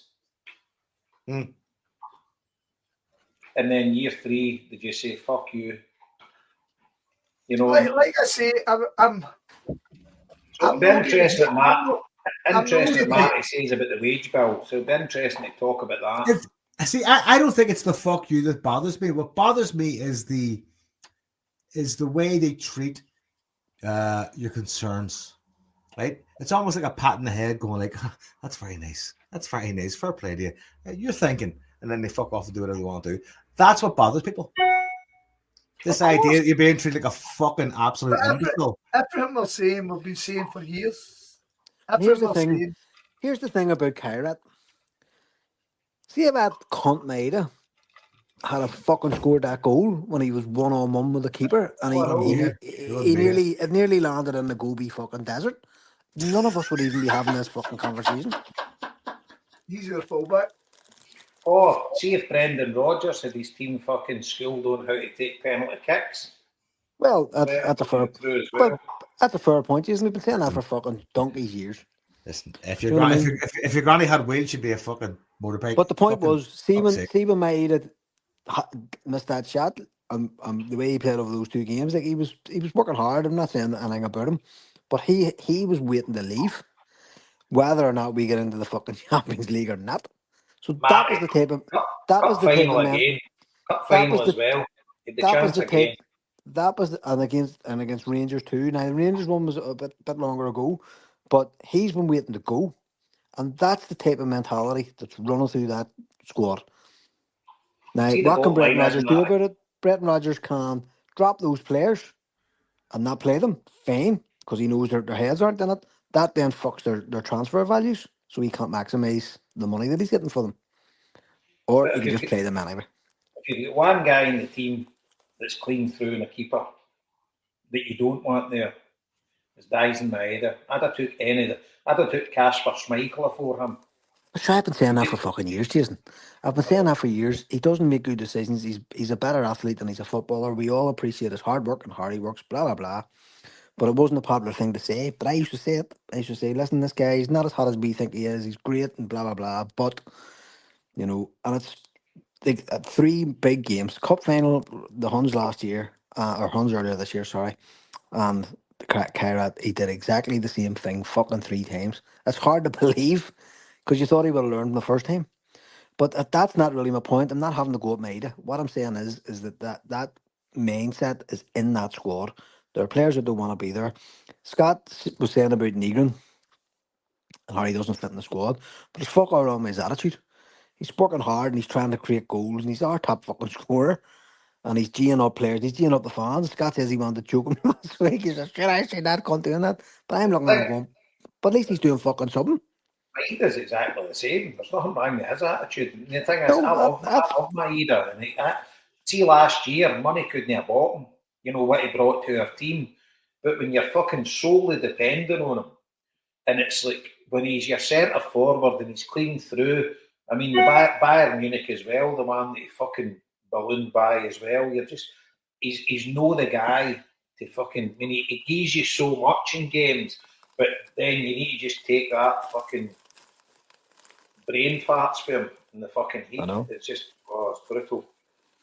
So look, you can't get rid of Brendan Rodgers. I'm sure there's umpteen amount of managers would take the Celtic job, whether or not they're any use. The thing is, do you trust that board to get a fucking decent manager if Rodgers leaves? Do you? Fuck. But what I'm saying is, our football now is turgid. It's terrible. It's the horseshoe of death. Is that what you called it earlier on? The horseshoe of death. Wasn't it me? Was it you? No, somebody mentioned. It's the horseshoe of death. It's terrible, man. I mean, but to me, 100% comes down to the centre midfield. Aye. 100%. Well, the midfield supplies the fucking front line and fucking protects the back line. If you've got a shite midfield, you're winning fuck all. And our midfield in paper looks good, and we've got fucking multitudes of them. We've got 6 good midfielders, and we can't get a midfield playing football the way they should play. It's not cohesive. It's not cohesive for the fucking team.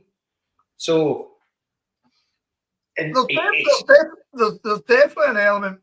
There's definitely an element of buying the wrong guys for what we're trying to do.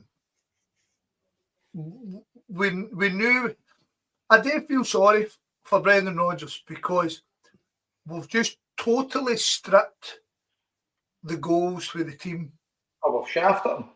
Kyogo coming out the team, he had 11 goals last season.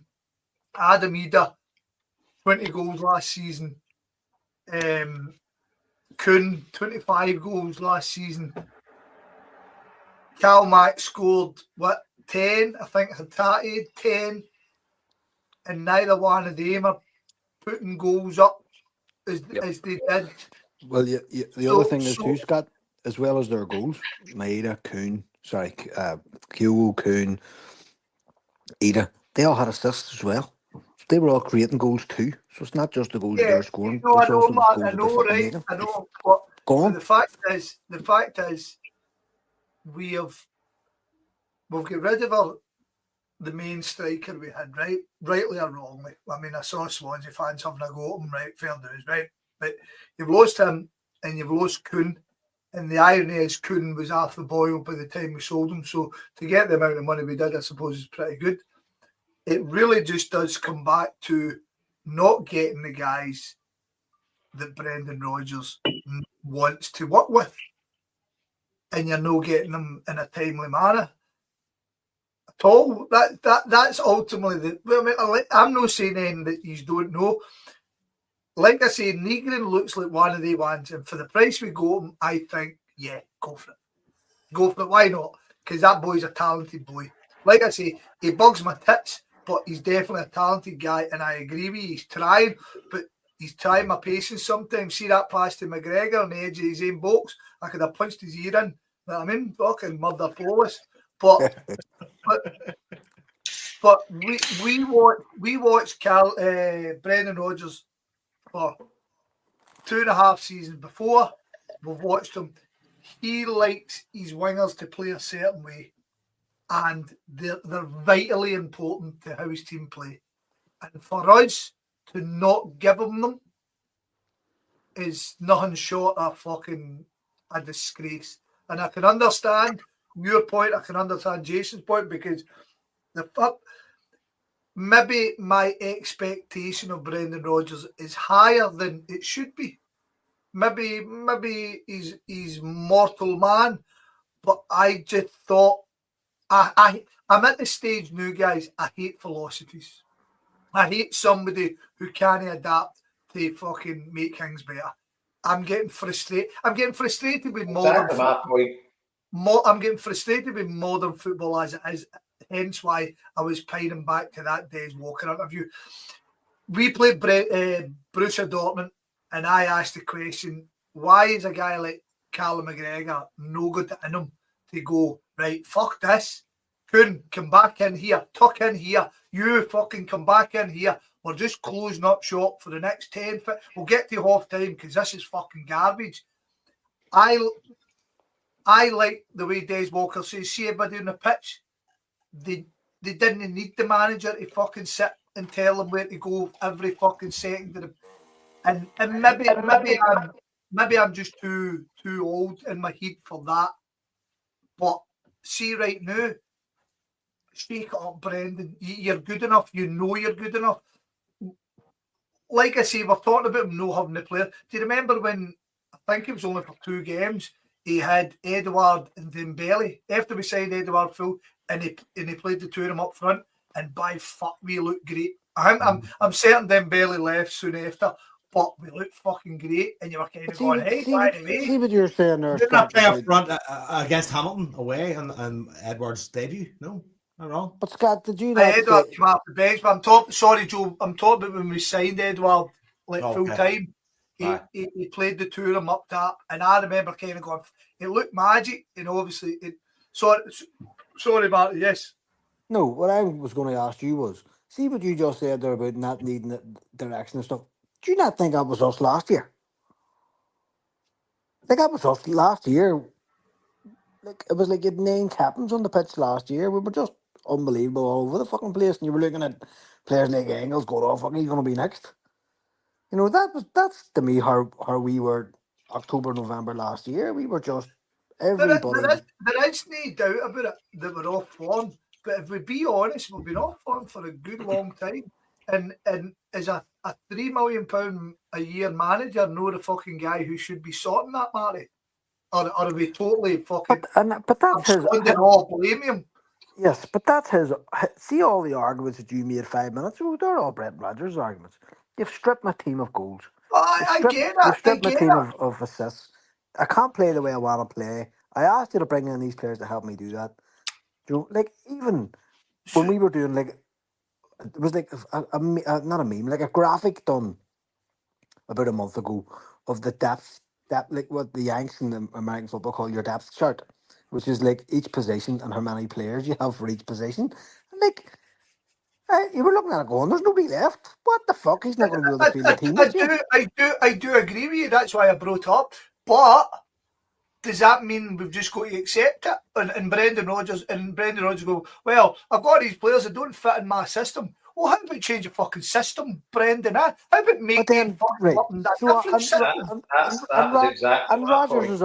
Rogers' argument will be these guys can't play these different systems But, because they're What? not good enough. What? I'll tell you what. But is it How, not worth? Is it not worth finding out? how do you think David Martindale on that approach their job every day? Oh, aye. Do you know what I mean? But here, Jesus, Matty, you don't want to can make you? it down that road. Surely the fuck. No. Well, that's I'm not not. his point. Like, but my point is, they come up against us. They come up. So Livingston's playing at home to Falkirk, or Livingston's playing away to Celtic. They'll play two entirely different teams. Is that not what we done against Atalanta Well, last you've got a year? point. This time, You've got a point there. that's what we fucking did. We changed our fucking system because he's good players. But he's looking and going, these players aren't good enough to do that because we don't have the firepower up front anymore that we had last year. And you had the likes of fucking Scales and Carter Vickers holding at the back. I, We're on slabbing about that's Naida. Carter Vickers' form has been fucking that's a fair point, perfect Marty. too. But I know, but we don't even see any kind of effort to approach But an adaptation. Marty, you've mentioned one game where Brendan No, I Rodgers just pulled that out of my hole. he I know, I totally just pulled that out. surprised me because I didn't think he had it in him. And he did. Because you look at Borussia Dortmund, we were a fucking shambles. He played against Borussia Dortmund as if we So were the playing answer Livingston is, today. so right. I'm not trying to be fucking smart, but the answer is yes. He could do that. He could change his fucking system. But So why does he not do it more often? because I'm telling you, his argument's going to be these players aren't good enough. And what will happen? He'll change his fucking system, and we'll get The, beat, and he'll get fucking slaughtered by us. The fans will turn on him. these players aren't good enough in Scottish football. You should be able to play fucking 8-2-0 in Scottish No, football and still win. but that's not true, Jason. It's just not like we Right. sat here and we watched like Ronnie Dale's teams just go through the motions and play it safe and not debate and just bore us to death Ronnie against Dyler teams. didn't have anywhere near the players that Brendan Rodgers No, has I'm got. not arguing. I'm not arguing that he did. You know, he had like players like John Gadari saved his bacon. If Gadari hadn't have been in that first like 3-4 months, Ronnie Taylor would have been Arla Gwen. One player pulled him through. It goes to show you that the impact that one single player can have in your entire squad by lifting the standards or just being amazing and everybody loves you, blah blah blah. But my point is he's looking going. Our Poor Lee fans, Griffith's done all right for him. Right. So I here's the know, thing. but I Here's know, the but here, thing. but take Lee Griffiths again. None of these things happen in isolation. There's always things like Lee Griffiths had issues no football manager would ever deal with, and we all know what I'm talking about. No manager in football would deal with, or maybe Collapse. once every 10 years, one manager in football would have to. Lee Griffiths was that guy, and I was actually watching Lee Griffiths goals the other day. Amazing. Like, what a player. Held back by his own demons and whatever else was going on inside his fucking head. That's all the shit that we'd never see. And sometimes it leaks out in wee bits and pieces, but all clubs go through those things. I'm not saying to that extent, but we don't see them. And behind the scenes, all that's being dealt with. And that's the manager's job. That's really what he gets paid for. It's not for putting the players out in the pitch on a fucking Saturday. As Jason said, we should nine games out of 10 we should win no matter what fucking team we field in Scotland. But life's just not that fucking simple. Even at Celtic. You know, and we all know we can all point at players who came in and could not wear the jersey. The club was far too big for them.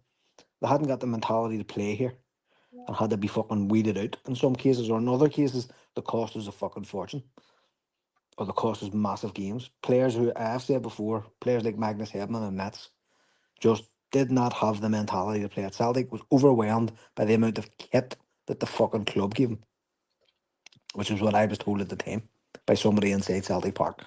When he got the big fucking bundle of fucking track bottoms and the big bundle of fucking things and the extra boots and the extra fucking gloves, he was like, what the fuck? And he couldn't cope with a club our size. And all that stuff goes on behind the scenes. It's not an exact science, you know. And the better managers are the ones who love their players. And we all know those types of managers. The player goes, I'd have fucking stabbed the people to death for that guy.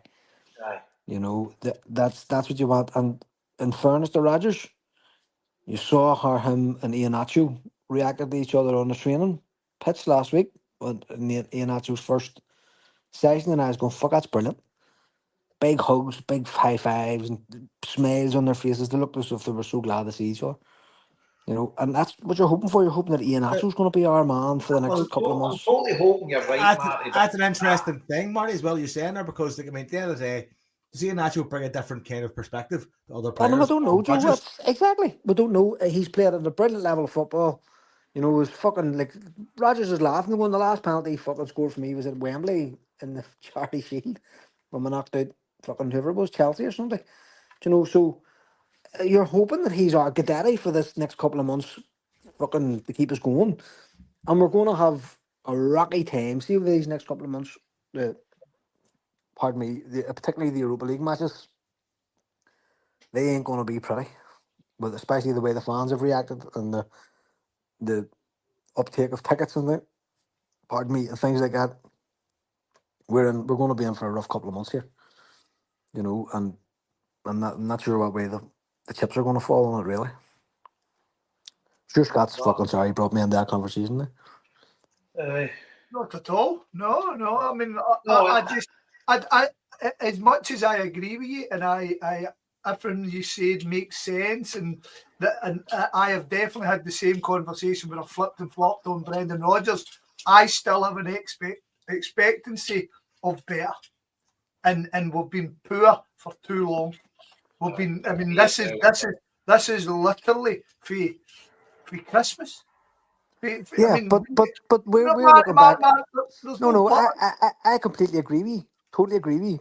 But we're looking back now with the benefit of hindsight, knowing Kuhn wanted out, May wanted out, Pate probably wants out.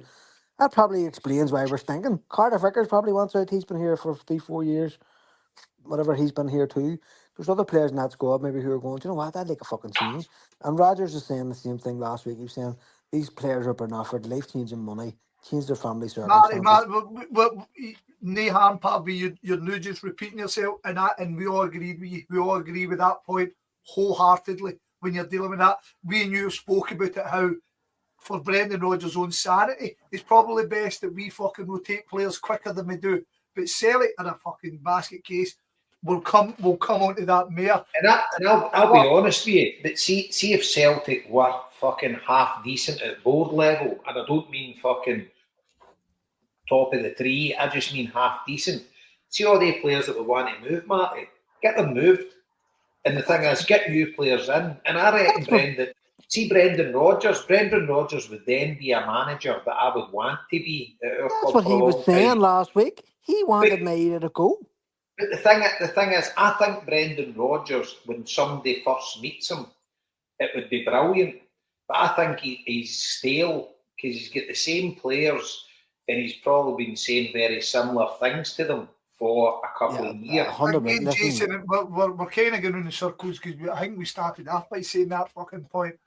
Right. And that could like be I say, the hope for us all, boys, the hope for us all, lads, is that he's right what he's saying, that he walks in the door. I would kind of surmise that he would sit them all down and go, right, I know you're all pissed off, I'm pissed off, we all wanted something, I never got it, you never got it, but all we can do now is just go out there and fucking, and we went and we got 3 points, we just need to kick on. But Marty, my final point is, Jason, Joe, you can come in a second, my final point is, he needs to now show what he's got. Right? There's no mere fucking greeting is about fucking players who want to go and they're all, this is his team he's got. Show us why you're the fucking guy. Show me it. That's what I'm wanting now. Right?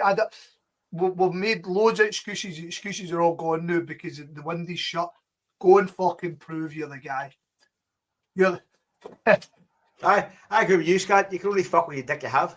Man. exactly. Penalties at Kilmarnock, by the way, finished 2 each. It's Oh, is it? I forgot about that much. Is it on Premier Sports? It's currently 3-2 up to St Mirren Ah, fuck, you penalties. should have Kilmarnock's said taking their third now. I'd have had that on. Where do we want to win that one? Okay, Sports. Anyway, right. So, what are we into, Joe? Money. Money. Money. I'm going to put myself in mute. Aye, I'll let you, Marty, discuss this one. Let's get into the intense debate of finance, folks. I'm going to play online poker for about 5 minutes. Hold on, hold on. What fucking channel's that match on? Do I get it on here for the penalties? I've got it on I've not got it on. I'm just watching live score. See update. It's 4-3 now to St Mirren. Just jumped 2 pence. No, 5-3. I think St Mirren have won. There we go. By the way, we'd be brilliant in the fucking live games, wouldn't we? I don't know. Still only showing 4 goals for St Mirren, 3 for Indy, but it says 5-3 penalties to St Mirren. It'd be like 4 Chris Camaras. Wait till you set up. Who? I'm watching the night game. What channel's on? What channel's on? My one's lit. I'm behind here. Fucking ruined it. My wee lad ruins every game. He goes 1-0. I'm like, fuck up. The best one ever, Marty. I know I've said it here before. The time Paddy, we went to Belfast and watched me and Mick come out. We watched the New Year's Day. The Beehive. Young Porrick came in. Oh, I know. You were there as well, Joe. I was out there. It was a good day. So, face looking at us all. But he was sitting next to me, so we're watching the game and it was in a dodgy box. So, what was it? We were getting beat, weren't we? We got beat. I think my scored the goal, right? But like about 30 seconds before the goal scored, Porrick went, yes. And Mick turned to him and went, no, he didn't say yes. He was sitting next to me and he went like, ooh, just made some he did like a wobble. But then Mick grabbed him and went, we scored. He went, He went, We had the opposite, Jason. We were all away for my mate's 40 in Krakow, and we went to watch the game, and some Celtic boozer was cracking, and we were all in there, and everybody's all half canned there. A load of boys had went shooting. Me and another boy had went fucking visiting stadiums, and we're all back in. And we all went shooting guns there, and so we're all back in, everybody's flinging and baby in the shots, and Celtic are 1-0 up against Kilmarnock, and sure enough, it's a dodgy box. We're all having the greatest time, and Tam just looked up and went, 1 each. Now, I think they scored like the 89th minute or something. And everybody just sat like that, fuck. And then, see for the rest of the night, Tam, you're a prick. Tam thought, you're a prick, Tam. Tam ruined the day. Fucking Tom. Tom Bennett loyal. There's always a Tom somewhere in there. Tom Bennett loyal. Marty, you seem to be that you know what you're talking about here, right? Educated. What have Celtic done? Money wise? Yes. All right, I'll put on my shareholders that then, shall I? Well, you're the man that gets the dividends. Right, hold on. It cost him £20 of his fucking dividend. Right, so fucking hold on a minute here. I'll get it up so we can. I'm not giving you a fucking bum steer. Right, so the revenue was up by 15%. Expenses increased by 11%. So the revenue went up to 143 million, 144 really, and the labour increased to 117 million. And that's my point about where they're shaking themselves, because they're looking at that going, about 5 years ago that was 60 million. So basically our costs have doubled, if you think about it that way, in say since before COVID. Do you know what I mean? Our wage bill was always, we used to make about 80 million and our wage bill would have been bouncing between 40 and 60 million in any year, you know what I mean? But it's up, it's nearly double, right? So they will be fucking shitting the beans about that figure. So the sale on the player registrations, sorry, the gain on sale was 31.5 million. So we made 30 million last year selling players. The year before, it was 6.6 million. So holy fuck, right? So then the acquisition of player registrations, which is banned players. Apparently, we spent 38.6 million last year banned players. So that's Engels, Trusty, Bernardo. You know, some of the ones on loan were then converted into contracts, and so they're saying that this is 30 million, nearly 40 million. So that would include Jota in January as well, and the year before that was 16.6 million. So the profit before it's rare that they do after tax rate. So the profit before tax, your pre-tax profit was 45.7 million, right? So 46 million in pre-tax profits, which after tax then turns into 34 million, 33.9 million. And in 2024, that was 13 million. So it's gone from 13 million to 34 million. And that's after tax.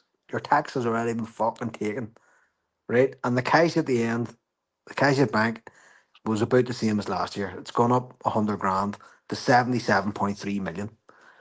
So if you're a bean counter or you're no stranger to a fucking ready reckoner, you are wanking the balls clean off yourself there at the money in the bank and the profit, right? So we combined, we probably paid more tax than all the SPL clubs put together last year. I would be fairly fucking certain of, including Rangers.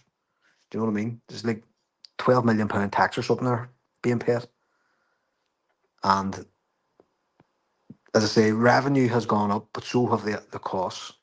And they've gone up in a year. They've gone up from 105 million to 117 million.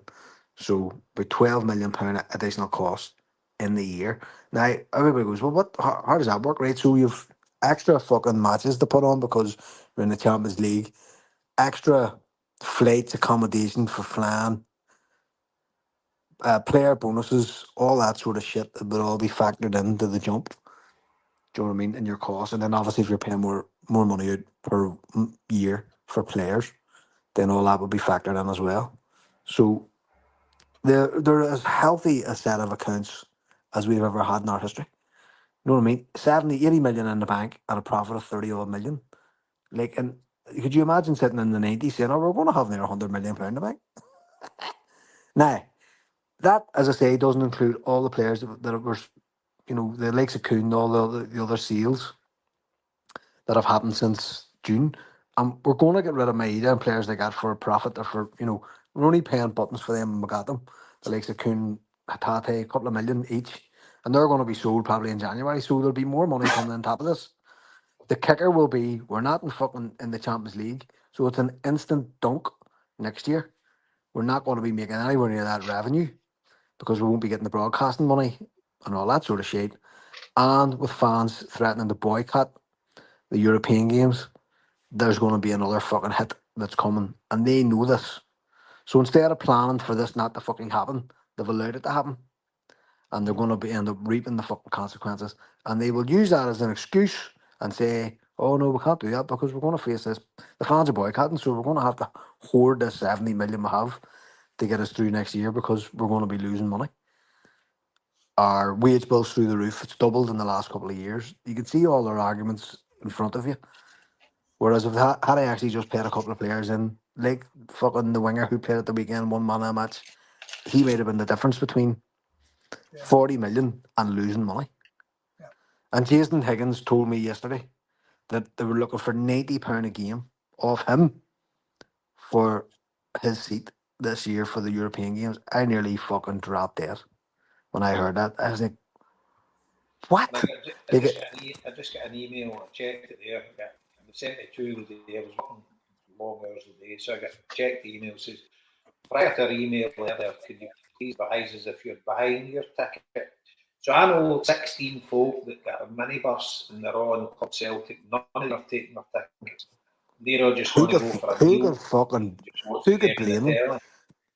And for kick-offs at like So me and 6:45 Ellie, and we're not taking ours. who could blame you? Like, if it's Champions League, everybody kind of bites the bullet and goes, I know, but we're in the Champions League, the whatever the fuck else. But, so if you think about it this way, Jason, so 9 fours, you multiply that by the 4 matches, not that long ago, that would have been round about the same price we're paying for a full season ticket for the season. Well, me and Ellie's tickets for the 4 games is £720. I'm not paying it. So there you go. There you go. The Like, only that would Europa be... League game, I'll be going to this season is Bologna away. Mhm. That's it. I'm not going to Do you know anything. what I mean? So it's just a fustercluck of epic proportions.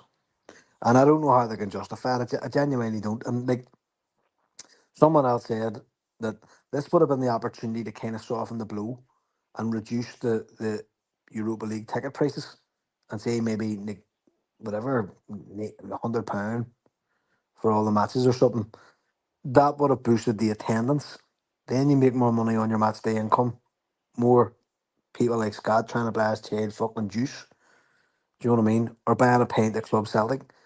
Or buying something out of the fucking superstore. Now, people are doing what you just said, man. You know what it is? I'm going to the bar Yeah. and giving my local pub the trade that I would have been giving Celtic. Like, you could not blame anybody for doing it. Like. Aye. They're It was taking the interesting. fucking piss, in fairness. They're taking the fucking entire piss. Plus the season tickets. Plus the season tickets are up by whatever the word is here, 10%. Plus everybody's buying extra strips. There's a strip launch every week. It seems, or something is being And launched by the every week. way, Training see the gear. thing is, see if they'd invested in the team and we get knocked out of the Kyra, I would have bought the tickets. Do you know what I mean? No. See if they had a go at it and then just by a massive clusterfuck would get knocked out. But see the point that they didn't. That's what's pissed me off. And they can fuck off. And loads of people are saying the same. Like, I'm seeing stuff being released by the shop, and people are going, "Ain't bad it? Nope, not But again, paying." people who are traveling as well are having second thoughts, going like, is it worth going over? Is it worth spending all that money to go over and fucking spend like 2-3 days there? But my point is, Joe, when I'm talking about this, so the evening matches for the Irish fans, right? I have to leave at 9 o'clock. The match only kicks off at fucking 8 o'clock. Yeah. I can't get home. I have to Yeah. leave 9:15 to try and get on the fucking to try and get an 11 o'clock boat. The other thing is too is the matches being moved from Thursday to Sunday. Absolutely kills us. It fucking destroys our income. The match day income goes through the floor when the matches are on a Sunday. Because people can't take their kids, they have to go to fucking school the next day, blah blah blah. It's a total disaster for us. And I cannot fathom why our board cannot fucking see that. In fact, it's like a self-fulfilling prophecy. They make it happen. That's where the true frustration comes from. You're going like, how the fuck do you have the foresight to see the series of consequential actions that will lead to fucking loss It's in disastrous. a certain situation? Like you've got to you stand with a sure footing. You have all the power in the world to I'll fucking tell you, make Joe. sure you things can I'll tell happen, you. but you just don't fucking pull the trigger. Do you know what they'll do? What? Do you want me to preempt next year's accounts? I will preempt the chairman's statement next year. What they will say is, the football wins did not blow in our direction. Thank fuck we sold Nicholas Kuhn. And thank fuck we got money in for Frimpong. Because that has allowed us to counterbalance some of the losses that we made this year because the football department didn't deliver. That's what they'll say. Do you know what my biggest fear is now? Right? My biggest fear is now that Scottish football will sink further and further, and we will too, into a football backwater whereby things like the Champions League qualification or even any kind of like putting a glove on anybody becomes nigh impossible. Yeah, it's heading that way. I know, and that's do you know what? Just at that point, I mean, we've all loved Celtic through the fucking hard times and the shit, but see what it seems like it's a rigged game to a certain level. Does it not fucking drive you a wee bit to the point of going like, What are we in? Well, UEFA are corrupt as fuck, right? So that's a fact, right? And the cards are stacked against us because it's a no very high quality league, right? But a club of Celtic size, we should still be in there fighting, and we're nowhere near it. But And sorry, Jason, I thought you were finished. no. And then I'll go back to Lord Hawley's comments about we've been spoiled of recent years. Well, I can't remember many great nights in Europe in my lifetime, never mind recent years. You're talking about domestic dominance in a league of fucking haddies. Aye. But when you actually open your horizons and say where you reckon Celtic should be sitting in a European football, and when you've got mates in England that constantly fucking berate the fucking shitness of our league and you try and defend it, I've actually got to the stage now I'm actually agreeing with them on it. It's a fucking joke. The league we play in is fucking honking. And we've been winning a league of absolute dunkles for long and weary. And that's the only success we've been getting. And we pay good money and we follow the club everywhere. And some folk are happy with domestic success, but football's moved on. It's a kind of global game now. And we're not really part of it. And with the finances that we've got and the fan base that we've got, it's a fucking disgrace. And that's my comment on it. I mean, nothing you're saying. I mean, everything, the doom and gloom part is being exacerbated by the fact that we are run by a collection of people who put self-limitations within the club. Everybody spoke about it. I've always wanted to understand anything before I criticise it.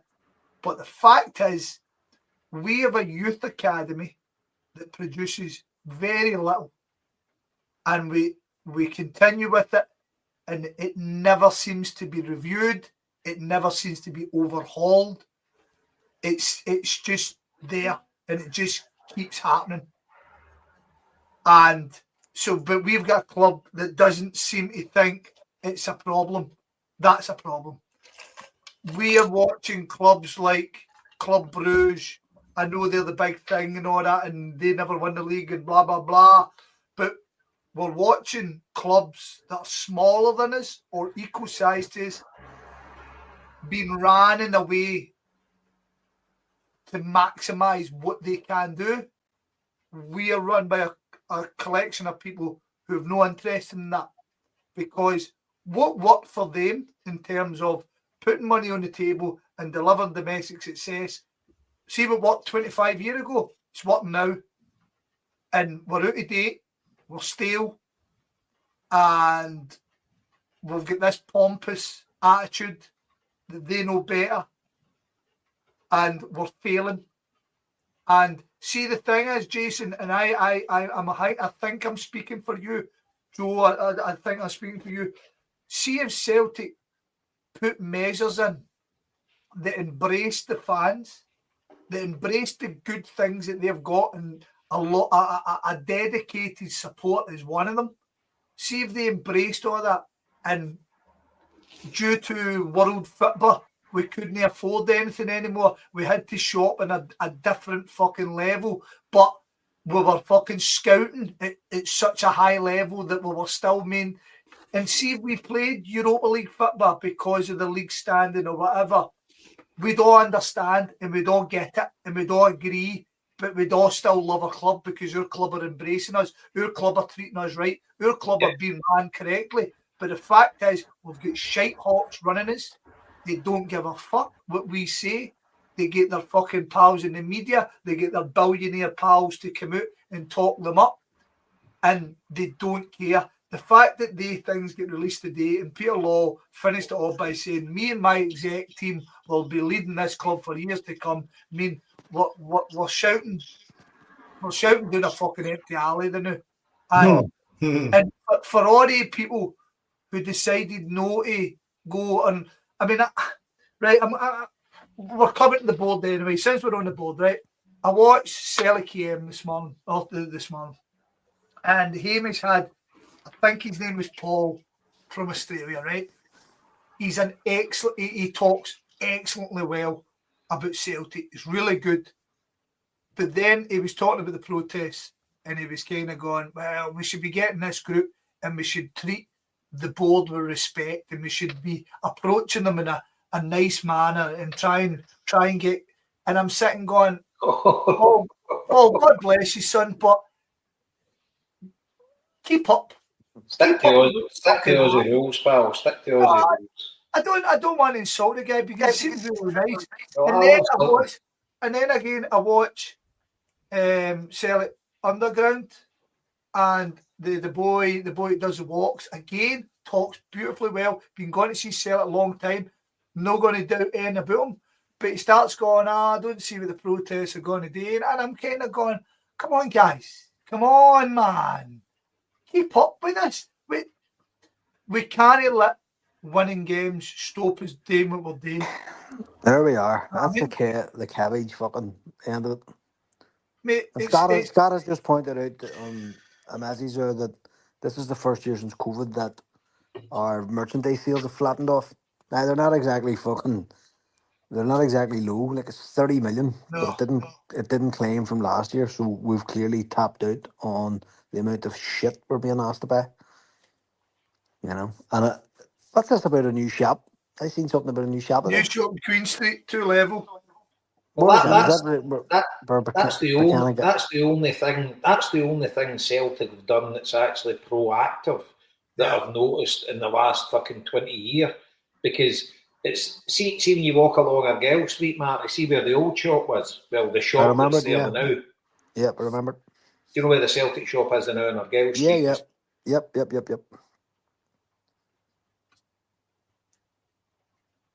No. Did he drop off her? No, I think that was the end of the sentence.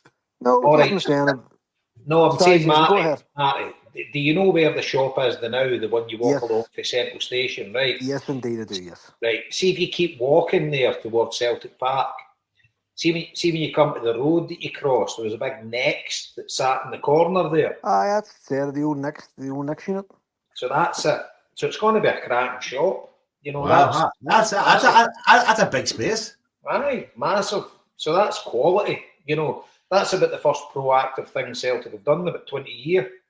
Aye, but it's done to take more dough in. It's fucking done. Aye, but it's going to be a quality thing in the city centre. Aye, you want it to be it's kind of a bigger flag. Right? And it's closer to the Fenian Quarter. The thing is that so this week you've seen, like, I don't think it's any surprise that this week the shop was announced and the new video of Barfield came out. Do you know what I mean? Just as everybody's going fucking nuts. It's like, here's where your money's going, lads, calm down. You know, fuck's sake. And don't get me wrong, like, see the things like Barfield, that should have been done eons ago. Do you know what I mean? The club are going, this is amazing, state of the art, and you're going, you should have done this 20 fucking years ago. What the fuck? And you've still got the same fucking numpties coaching our kids that we've all fucking seen for the last 30 years. Do you know what I mean? So what's happening in the building too? Nothing ever seems proactive. And we all know your skin flinting of fucking work too. We all know Lowell pulled out the fucking laundry and whatever the fuck else he reduced. You know, and it literally is just like, it's just porta cabins. It's just like, what do you call those modular buildings? Like, it's not fucking. Yeah. It's not fucking. There's no state of the art. There's no fucking. Scott McCorry will tell you this before anybody would. Scott has the expertise in that area. We all know. It's just a building with a big pitch and a fucking blanket over the top of the pitch. There's a place called the Football Dome up by Santry here in Dublin, right? And it looks very much like that. Joe, there's one in the Black Road. For fuck's sake, our kids playing one for Ross. It looks like that in the Black Road Dome with some kind of toilets on the side. For fuck's sake, it's not rocket science. Like, you know what I mean? Jesus, I don't know. You know, we're still operating over two split sites, and there was a big row on the huddle board about it today, saying some people were saying that's not what you do. You want your youth players to play with your first team because they can aspire to be the same as these guys that they're training beside. And other people were saying, no, that's not it at all. There should be a sort of mystique about the first team training, and that you're like elevated like Jesus floating into the sky. When you get into the first team, it's like an amazing day that you've been brought from one training centre to a different one because you're now in the first team. So I have no idea which is true. I don't fucking know, or even if that is a concern for any football club, whether or not they just get on with it, sort of thing, you know. So, but I don't think there's been any coincidence that all this is being leaked out this week. Like. But I've said countless times on this, right? I'll always go back to Athletic Club, and you look at them. They sell a goalkeeper Kepa to Chelsea for 90 million, and that 90 million goes to upgrade their youth academies, and they bring the best youth coaches in the world to Bilbao, and they build hotel facilities for the kids to stay there. And the thing is, they're all coming from the Basque Country, so they're an hour away, but they build hotel facilities so they don't need to travel back late at night or whatever back to the houses. And they've got a full community there with the best coaches, and just every player that goes into their first team, bar one or two per season, but probably one per season, all comes through their youth academy. And that's a club that's ran to promote everything about their culture and everything about their youth academy. And we're just a fucking shambles. Like, we're still putting kids into people's houses, as far as I know. Oh, but Do you know what I can mean? we? We Willie Henry used to fucking put up half a Celtic team. Do you know what I mean? Fucking Jim Gracie, God rest him, lived in Motherwell, used to put up fucking Can I just Crossley and all that stayed with him. Can I just say that Colby Donovan hasn't got a mention on this podcast at all? Aye, he played well. I think Kobe Donovan looks great. God I bless him. mentioned him. I said he sounds like a doctor in America. He does. He does. He sounds like one of John Little's He kids. sounds like he's a doctor at ER. Sounds Dr. Donovan. like Quincy adopted him years ago. It sounds like a character at a V. Too far, Marty. Too far. You can't eat top. That's one for the young team. I've nothing in this for the young team, man. We don't want the young team. Fuck the young team. Well, they know. TikTok bastards. Well, they won't hear this. Who gives a fuck? Make them hear it. So, Scott. Yes. Time for you to step up to the plate here. You're now, I wouldn't say you're one of the main things in the cog, but you're part of the revolution at Celtic to remove the board. So would you like to tell us a wee bit about what's happening? Are you allowed to talk about it? I'll tell you. I'll tell you what I can tell you, right? So, as you spoke, I have been. I am currently on the steering group of the now newly named Celtic Fans Collective, CFC. Let me easy one for you. And the group have released,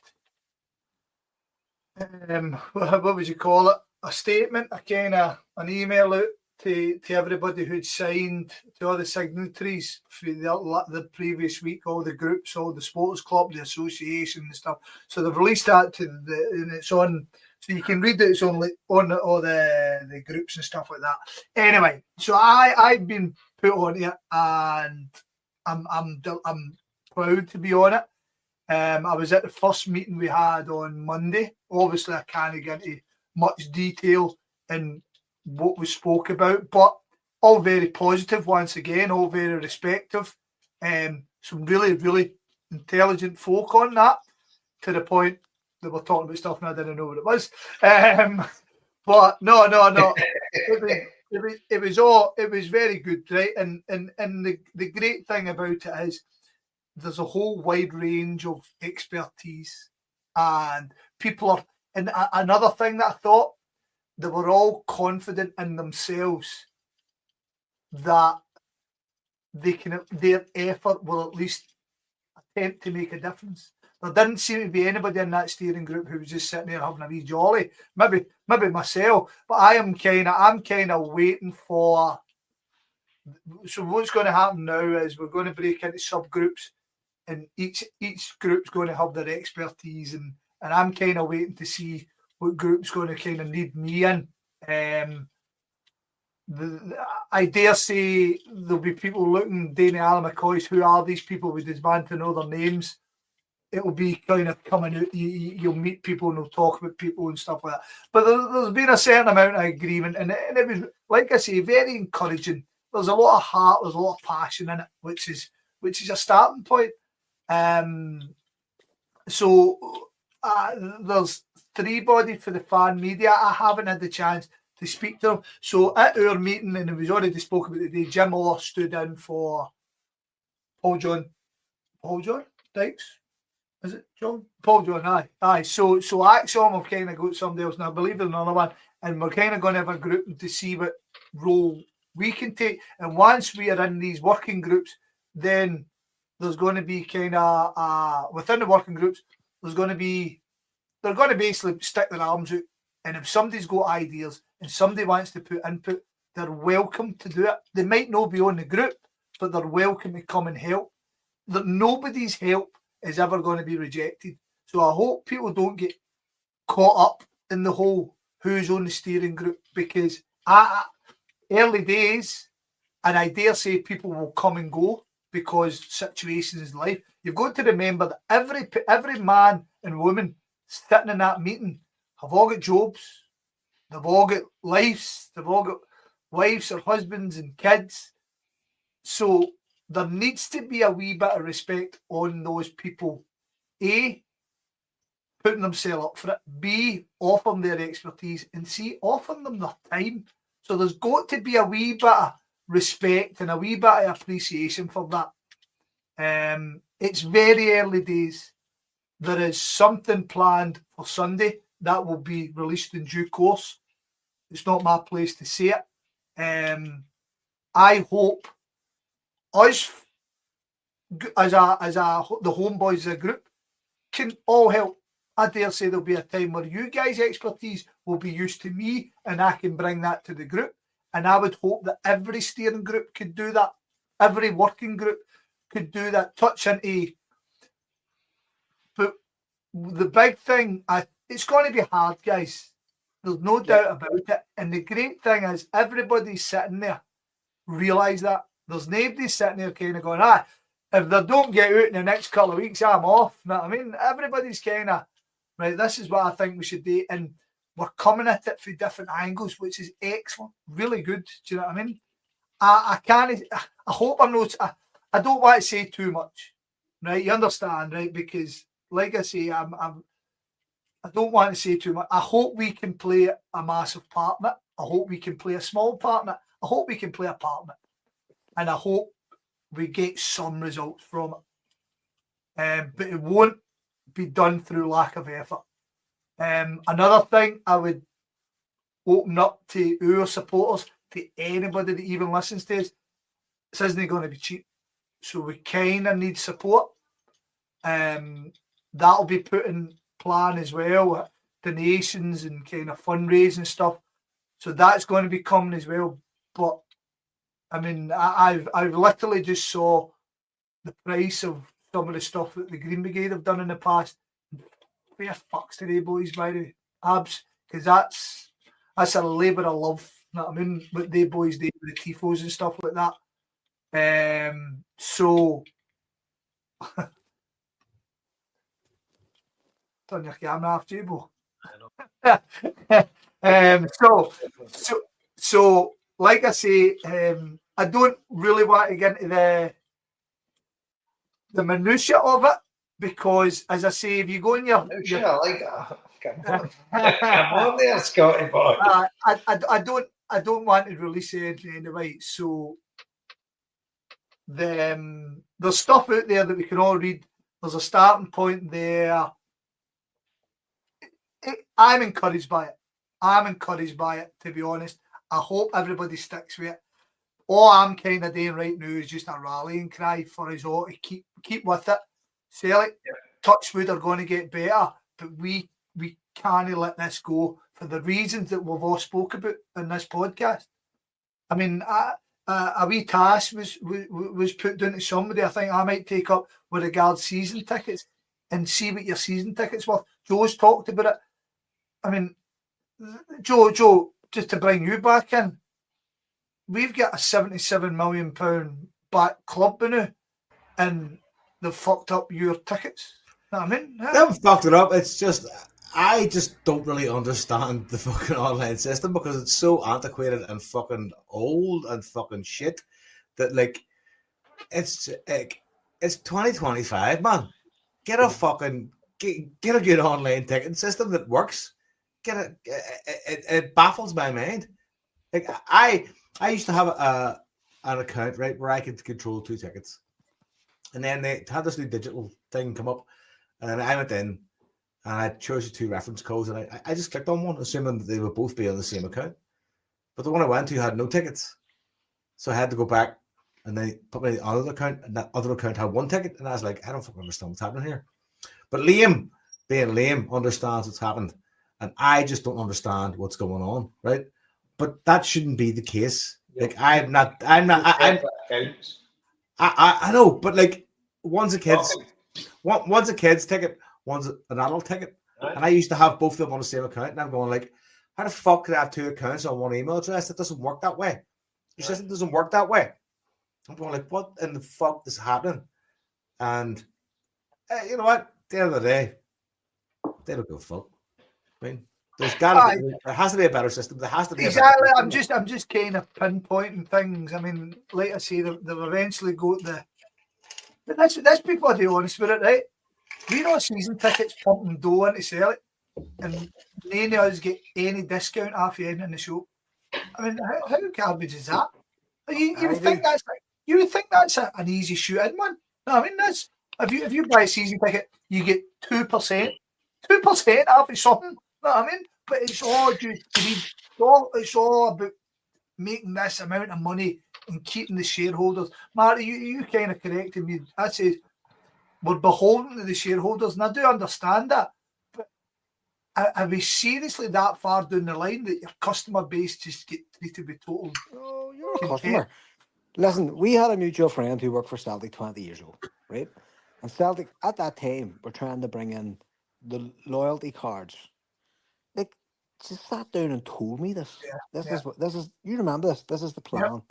We're going to bring in loyalty cards for all fans. When you buy your season ticket, you get your card, you go in the next, you buy clothes, comes off it, blah, blah, blah. They had all this done. And people, like, I don't really want to fucking say who did what, but people fucking went nuts and went, you're not doing that. Fuck yous. We want our wee cozy thing kept. This is the club overreaching and putting its nose in where it doesn't belong. So they were going to do deals with hotels. You went in the Glasgow on a Friday night, you got your hotel deal. All that was done, and it was torpedoed. And it wasn't torpedoed by people inside the club. It was torpedoed by people outside the club. And at the time, I was fucking fuming. I was going, I can see the value in this. That's mental. What the fuck? And it was all fucked out. And that was 20 years ago. That was in 85, or sorry, 2005, 6, 7. That was happening. And the person who was doing that just went, no, it is. I'm away. Bye. And it never was raised again. So it's not to say it can't be raised again, because it fucking can. And we can do it again. But whether or not it will happen, I don't know. It's unlikely. It's unlikely. I firmly to kind of remain off topic. So see what we were talking about the other week, Scott, about the hotel and all that would have been built in. Yeah. You got X amount off the hotel. Have you fucking done this? Or you got fucking focus points for fucking that or the other thing? Have you bought a strip? All that would have been done 20 fucking years ago. Yeah. 20 years ago. Only some people were just small-minded and could not fucking grapple with it. And like you said, I correct. Yeah, I didn't one bit correct. You knew how it works. Like the PLC is there to serve the shareholders. That's their only role. They're like, it's as blatant as that. It's by law. They are there to satisfy the shareholders and nobody else. They're the custodians of the shareholders' money.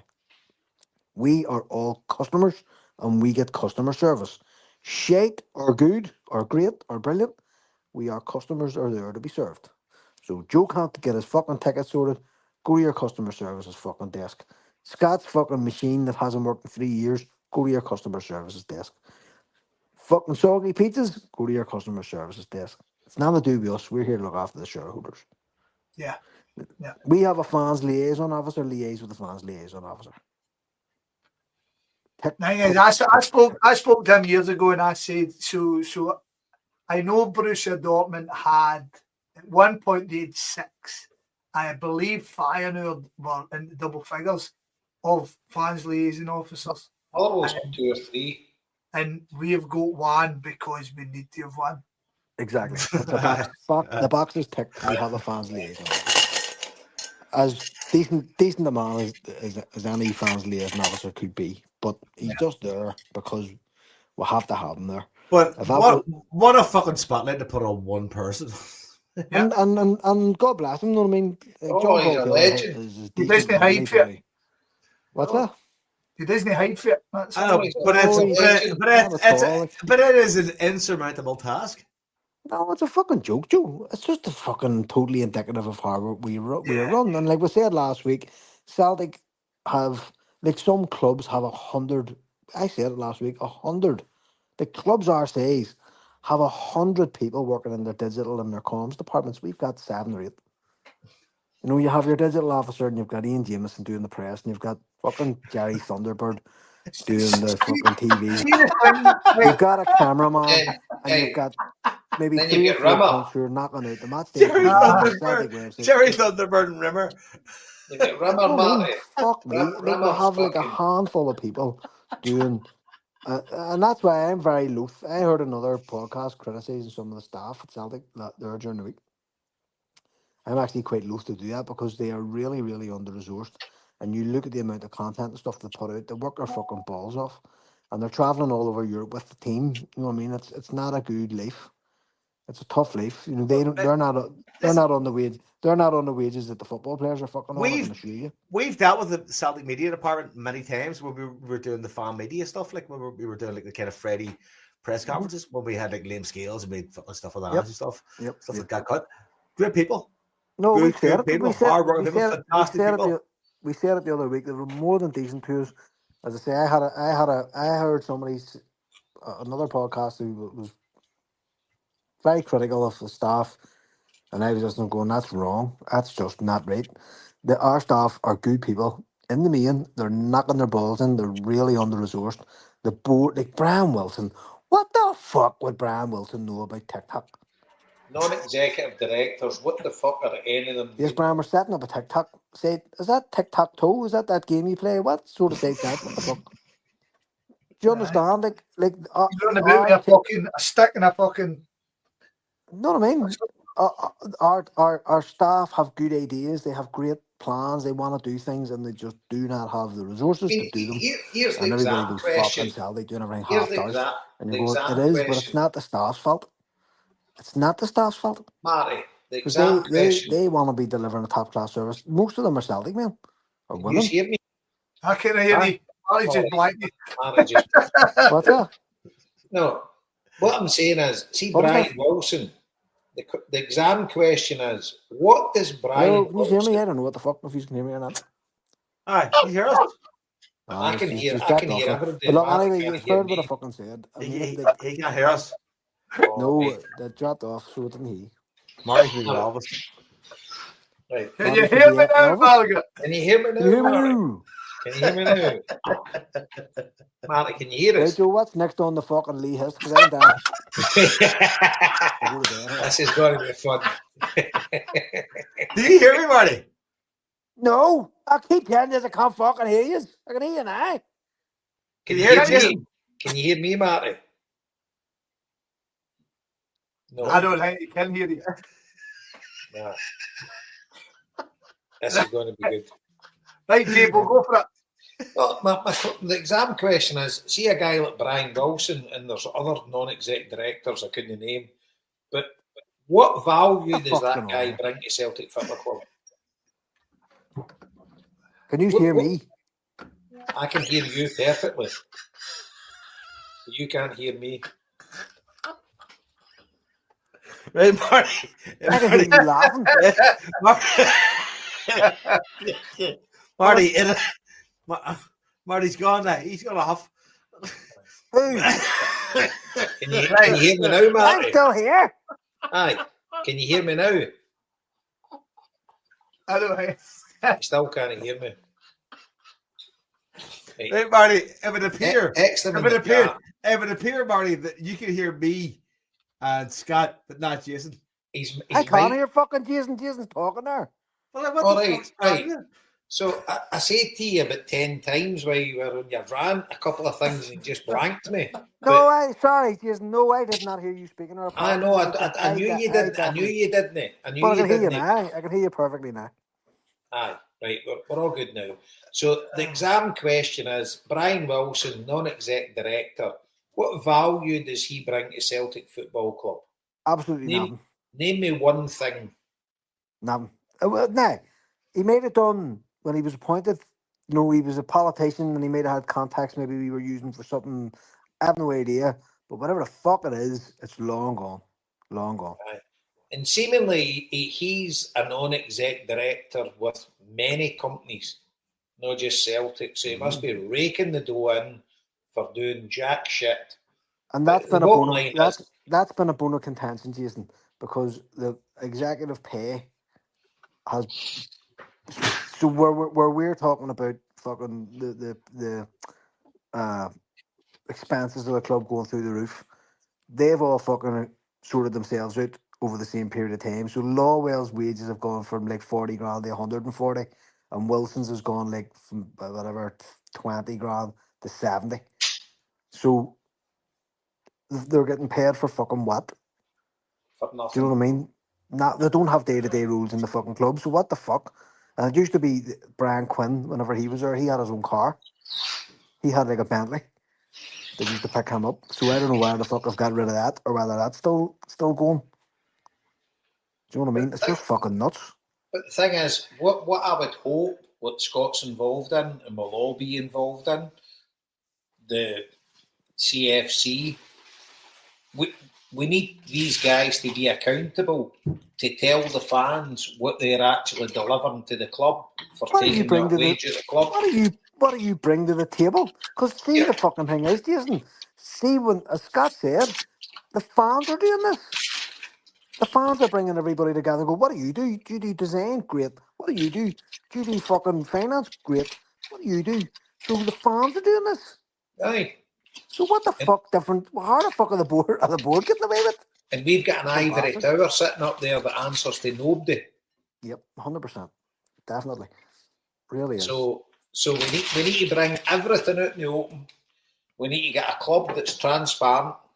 And obviously there's certain things you can't speak, right? Understand that, right? It's a business that you're running. You can't actually put everything out in the open. But they've got KPIs. Everybody has got a KPI to deliver that year. We need to find out what they are and what they're measured against. Yep. And if they're delivering against that. And see those KPIs, they might be a load of shite. It might just be the profit margin, regardless of whether it's success in the football part or you've sold a couple of assets. You know, they might get paid. So basically, we might not qualify for the Champions League, but you sell 3 players for 25 million quid. So your bonus goes through the roof. Yep. But on the park, the team's fucking scandalous. So we need to get transparency. We need things out in the open. Or if things aren't going to get out in the open, and I get, as I said before, there's certain things you can't discuss in the open, right? It's a football club. You're not going to give everything to everybody. Mm-hmm. But your KPIs, the way people are managed, you've got shareholders there. People should be fully aware of what they guys are getting measured against. And if they're delivering against the measurements or if they're not.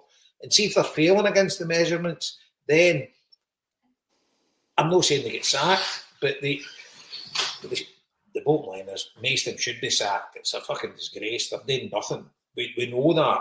But once you hopefully get a proper board in place where they're getting measured against the correct measures, things that actually matter to the fans, not just a balance sheet, things that actually matter to the people that are paying and your customers that are actually paying to keep your club afloat, then it becomes easier.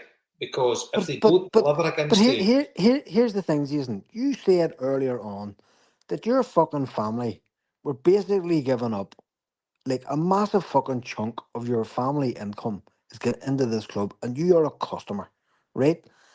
And we're looking at Joe, and we're looking at the level of customer service that he's getting, and you're going, if this was a business, a proper business, every comp would have been sacked.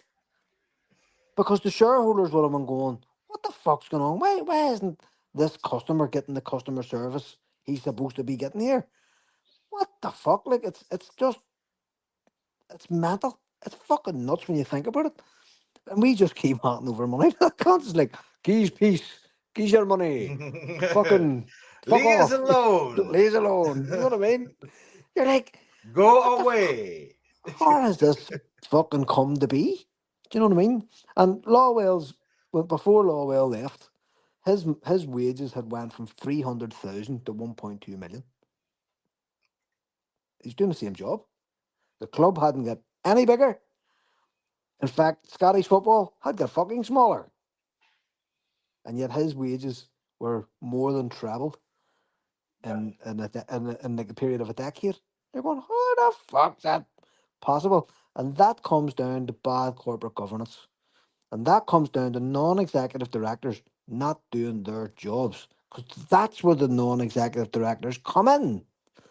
Yeah. They're the ones who are non-executive. And they say, if I have to go to court, I cannot stand over that decision. Don't fucking do it. Oh, but it's probably a police lineup of yes men. That's exactly what it is. what it is. 100%. 100%. And it's not like this is the problem. Every cunt will go this year raging to the AGM. Right? This will be the biggest AGM in the history of fucking AGMs, right? The world and her husband will be at this fucking AGM. And everybody will vote the way we're supposed to vote. We'll fucking vote them all out. And then the club will publish the results the next day. And it will be King fucking Jong Un levels of fucking voting. Whatever you call that mad rocket cunt. It'll be rocket man levels of voting the next day. 99% of people want fucking Brian Wilson back in. And Do you know what somebody, a guy said to me years ago about North Korea, right? This is a really interesting fucking analogy that I'm going to make here now, right? Is that, like, see in North Korea, right? See the actual ruling emperor isn't the actual guy that's alive, it's his father still, right? So it's actually the world's only necrocracy, right? So the dead person is still a ruler, right? Celtic's like, I'm a fucking Peter Lull. We're a fucking necrocracy. That's what we are. The guy that was fucking pasted out is now back ruling the fucking roost. He's still in charge, even though he's not fucking really in charge. It made me think there a minute, going like, that's actually fucking probably true. And see the thing that pisses me off as well. Jeanette corrected somebody. It was, I can't remember what PLZ or something, whatever she was on, some show. And they keep mentioning about Dermot Desmond as the majority shareholder, and that's the narrative that everybody says, and he's not. no, He's he only the owns fucking principal. He's a principal shareholder. Yeah, he owns 35% or some 30-odd percent. So how the fuck does he have total immunity with every fucking decision he makes that nobody can question it? It's easy. He's got the biggest balls at the table, probably. No, the it's biggest not. financial balls, no? It's because the other shareholders are his mates. So they brought in. That's kind of the same thing. He's the biggest financial balls at the table. But if you the key sharehold fucking the key what the fuck do you call that thing when they give out shares? What do you call it? When they get to do a share offering, right? So the last one was in 2005, which was what paid for Lennoxtown, right? And Desmond underwrote that, right, and said if we need 10 million, say if we don't get 10 million, I'll underrate it, which basically means if we only raise 5 million, I'll fucking earn 5 million on top of it, and everybody's happy. Everybody goes, yeah, that's sound. So what he done was he went around all his mates. He went around to Eddie Jordan and the Bono and fucking all them cunts and says, give us £1 million. What for? Throw it into Celtic here, we're flying, we're going to build this thing. And they went, that's only £1 million, fuck it. So he has all those 20 people who fucked in £1 million worth of shares, whatever it was. They're all his mates. So they know nothing about Celtic apart from turning up all the time for a match, or a cunt like Bono has never been in Celtic Park since he played it in the fucking 80s. Do you know what I mean? And they're going, we don't know anything about this thing, but with like Dermot, he's the man, and every year I get a check with my dividend. And that's all they care about. And when push comes to shove, Dermot can go to him and say, give us your votes. And he can outvote people. So that's how it works. So he's the principal shareholder, but he levers in all these other shareholders that ensure that there's enough leverage on the board to do whatever he wants.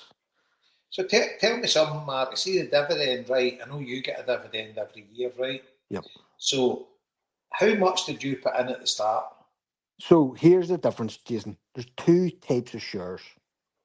Aye. So not everybody. So it's like 4 legs good, 2 legs bad, right? And fucking not all animals are equal. So if you own ordinary shares in Celtic, you get fuck off. You don't get a dividend. I have preference shares, which are slightly more expensive, but you get a dividend, right? So and my dividend's £70. I tell everybody every year I got to check off Celtic every August. I got to do it a week. It goes straight back into the fucking Celtic superstore. I use it to buy my fucking kids' kit. How much did you put down to start with? My initial thing, I bought £1,000 in shares. Right. So And how many? So hold on. That gives me 2,020 shares. That's what I bought. I bought my shares at the time when the fucking shares were almost worthless. They were worth 39 pence a share, and now they're worth £2. So I Right. bought them at the best, the worst time for Celtic, but the best time for a shareholder. And it was nothing to do. It just so happened I came into a fucking few quid, and somebody says to Aye. me, "No, what to do? Go and buy a fucking couple of pounds in Celtic. So you love Celtic, but you know what? That's a good idea." And it was just serendipitous that I had the money at that time. I had a Aye. fucking few extra quid.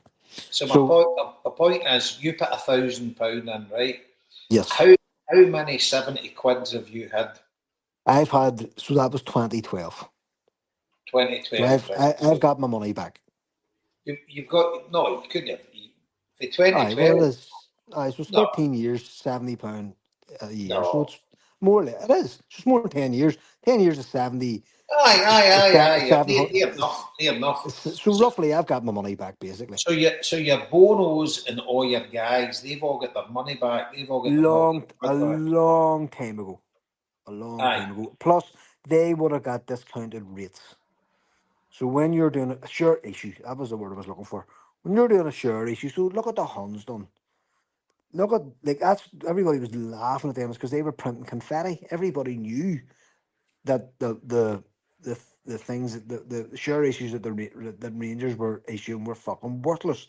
If you were Joe Blogs off the street, you were getting like a C level share, and their fucking mates were getting A level shares. So they were getting shares where they were getting a dividend and they were getting fucking preferential rates. Then there was a B share for like Glasgow businessmen, tanning shop owners. You know what I mean? Your man Paul, your man that boxer and all the criminals were all getting this middle tier share because they didn't fucking understand shares. Then you had your ordinary fucking, but they had a couple of quid. Then you had your ordinary decent orc who had no fucking comprehension of any of this and thought, I'm saving my club. And he was banging his fucking shares in. So you had 3 tiers of shares, A, B, C. A was getting a dividend, B was sort of getting looked after, they probably getting free drink, and C was getting fuck all, which was your ordinary toothless fucking Hun. Big house must stay open Hun. So it's not, all the shares aren't equal. So my mate fucking, I stuck it up last year, Nice fucking sure, Jack. Thanks to Pete and the lads. Waking people up. And my mate messaged me and went, fucking here. My kid's 12. My mate bought the child a sure when the fucking thing, when my child was born. What's it worth? And I went, 90p. And he went, what? Fucking what? And I went, 90p. One sure is worth 90p. How the fuck can it be worth 90p? And I went, because there's the share price. It was whatever, no, £1.80. It's worth £1 fucking 80. And he could not fathom. He thought that this one share that his mate bought him loads of years ago was worth thousands. I'm going, it's worth £1. He thought He he, says, your he mate, thought he bought crypto. he says, your mate who bought it's a skinflint cunt. Because when he bought it, I was showing him the graph. I was going, he bought it for like 30p. It's now worth £1.80. He says, what the fuck? The miserable cunt spent 30p in your jail. You thought he was great? My jail owns Celtic. But Do you know who it was, Joe? comes the certificate though. Who was it? Joe, do you know who it was? Who? Arlie. You'll see him tomorrow. Oh, It was fucking Arlie.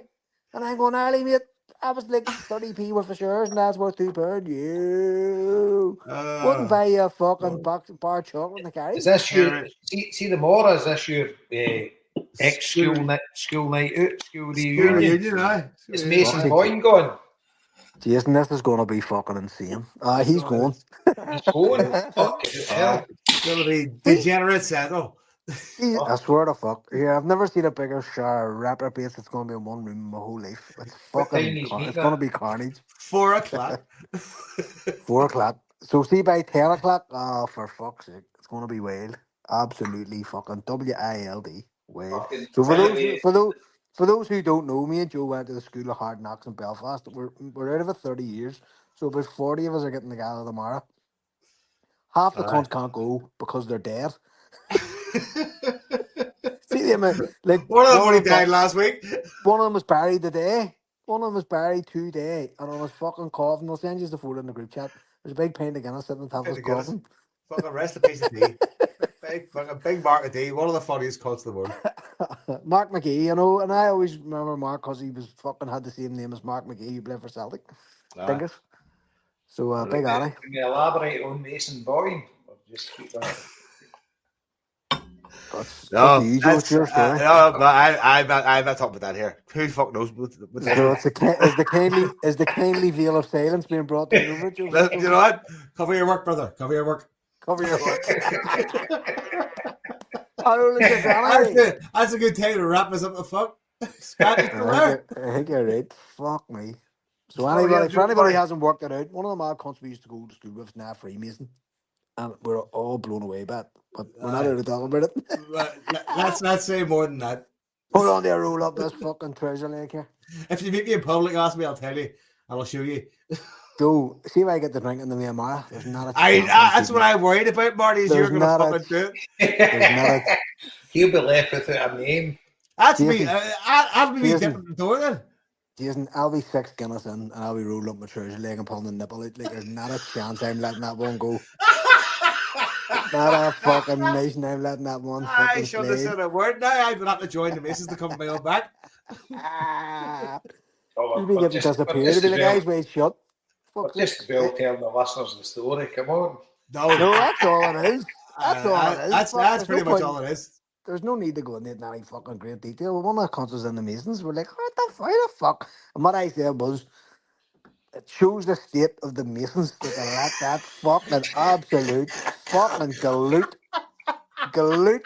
of the highest order. My favourite word. Jason, it's the greatest word that Jason Higgins ever invented. And see, for this cunt, it is an absolute match. He's a fucking galoot of the highest order.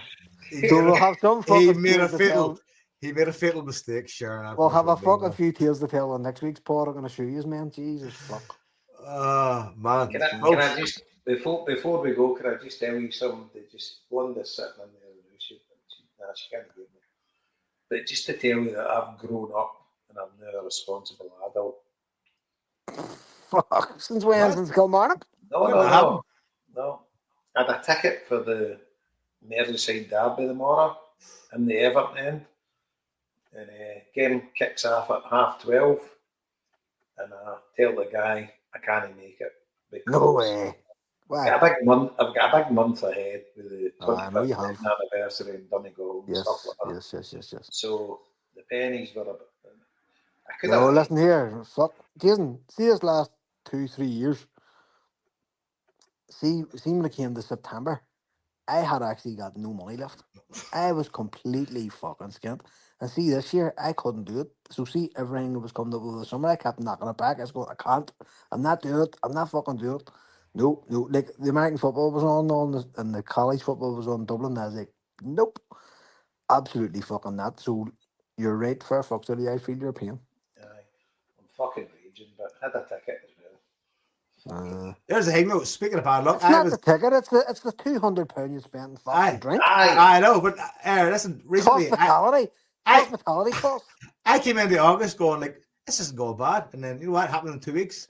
Oven, hob, dishwasher, microwave and shower, all fucking bounced. Joe, I was like, that's what happened to me this last couple of years. The start of August, I thought I was fucking loaded. By the middle of September, I had no money. I was like, where the fuck am I going to go? I was loaded. Anyway, tomorrow's happening. Tomorrow, the wait for it. Anybody's around to wait for it, call in, see the CBS Maniacs. Our WhatsApp group is called Human Zoo Crew.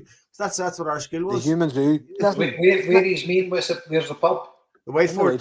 The shade for it. But listen to me, it's not that. Listen, we need a bail fund. So if you could just send homeboys@gmail.com or whatever the fuck Carter's thing was, get the fucking PayPal on the go. We need a bail fund for Sunday. We've still got money in the fund for. You may need to pay my fucking college fees. Fuck's sake, away. It's going to go tomorrow. You might not see me for a while. Fuck. Good crack. Folks, that was good fun. Scott, you still there? Still here. By the way, are you late? Before we go, what I reckon is, if everybody was all right with it, I was just thinking this off the top of my head, Scott. I know you're in the CFC now, and they're going to need some funds, and I reckon the Homeboys should do a donation towards it. I had that thought, mate. We'll see what the script is and stuff, but I think that would be a great idea. Play it by ear. Happy days. Yeah. Right. I'm a big supporter of charity and this charity, mate. This finish off with that, we just done a wee peel. Like we've sat, anybody who's sat and listened to this, you're off your fucking head. But ultimately, I think you boys have nailed on the head. What a shower of rats who are still running our club. They don't give a fuck about you, don't give a fuck about me, they don't give a fuck about anybody, they don't give a fuck about our Waynes growing up. They don't care if our Waynes grow up, Tim's. We're the bastions of this fucking club, and we've kind of got a wee fight in our hands. And I reckon Celtic will turn it around and we'll come good. But this is a chance to keep on. Everybody's going to keep on. We can't forget. We can't. I believe them and Charles think we've been through this. They'll all forget. After we win a couple of games, we can't let them half it this year. We just can't. We've got to keep. And everybody who listens to us and everybody agrees, you've got to help us. You've got to kind of tell people. You've got to remind it. You know what I mean? Don't let them fucking. This club could be the greatest again, man, and we're just fucking pissing up against the wall. But fuck Kenny Miller. And by the way, we've been wandering into fucking oblivion for years, Scott. Let's face it. As I said, I'm 53-year-old. I've been going to watch Celtic since I was 4-year-old. I've been going to every game since I was 10-year-old. I've never seen European success. Never. The closest I got was under Marty in 2003, and I've never been anywhere near it since then. Last year, we had a wee glimpse of what was possible, and they just fucking pissed it down the river. And it's fucking, it's just shite. I mean, these folk, Willie Hockey, come on saying we've been spoiled by success. Domestic success against fucking Haddies. Get the fuck. Yeah. You look at how good our league is, how they actually perform against European opposition. Every other fucking team bar us and that lot, and to be fair to that lot, they're a lot better than us in Europe nowadays. And every other team in Scotland just capitulates at the first fucking hurdle. Guaranteed Aberdeen won't get out of group in the Conference League. No chance. We might. They might. Aberdeen haven't fucking scored a goal Exactly. in Fucking any match. the football in Scotland is in the fucking dark ages. And it's just a fucking absolute cesspit. And the thing is, we are winning these leagues, and these cunts are actually telling us you should be fucking proud of it. You look at it on a European stage, never mind the world stage, it's fucking abominable. Get them to fuck, a lot of them, rat bastards. 100%. Scott McCorry endorses this message. That is the best way to end this. I'm Marty Flynn, and I endorse that message. Folks, that was good fun, boys. We're just about fucking. I'm leaving this podcast fucking raging.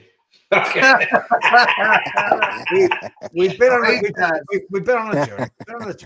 I'll see you at Thistle on Sunday, Scott. Yep, you will, mate.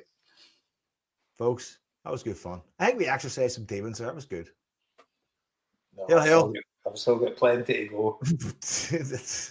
We'll talk to you next week. Or whenever we're back. It's a ramshackle fucking operation, as you all know. So fucking it'll be what it bees. Hail, hail. Hail, hail. God bless. God bless everybody. Sweet. Fuck that.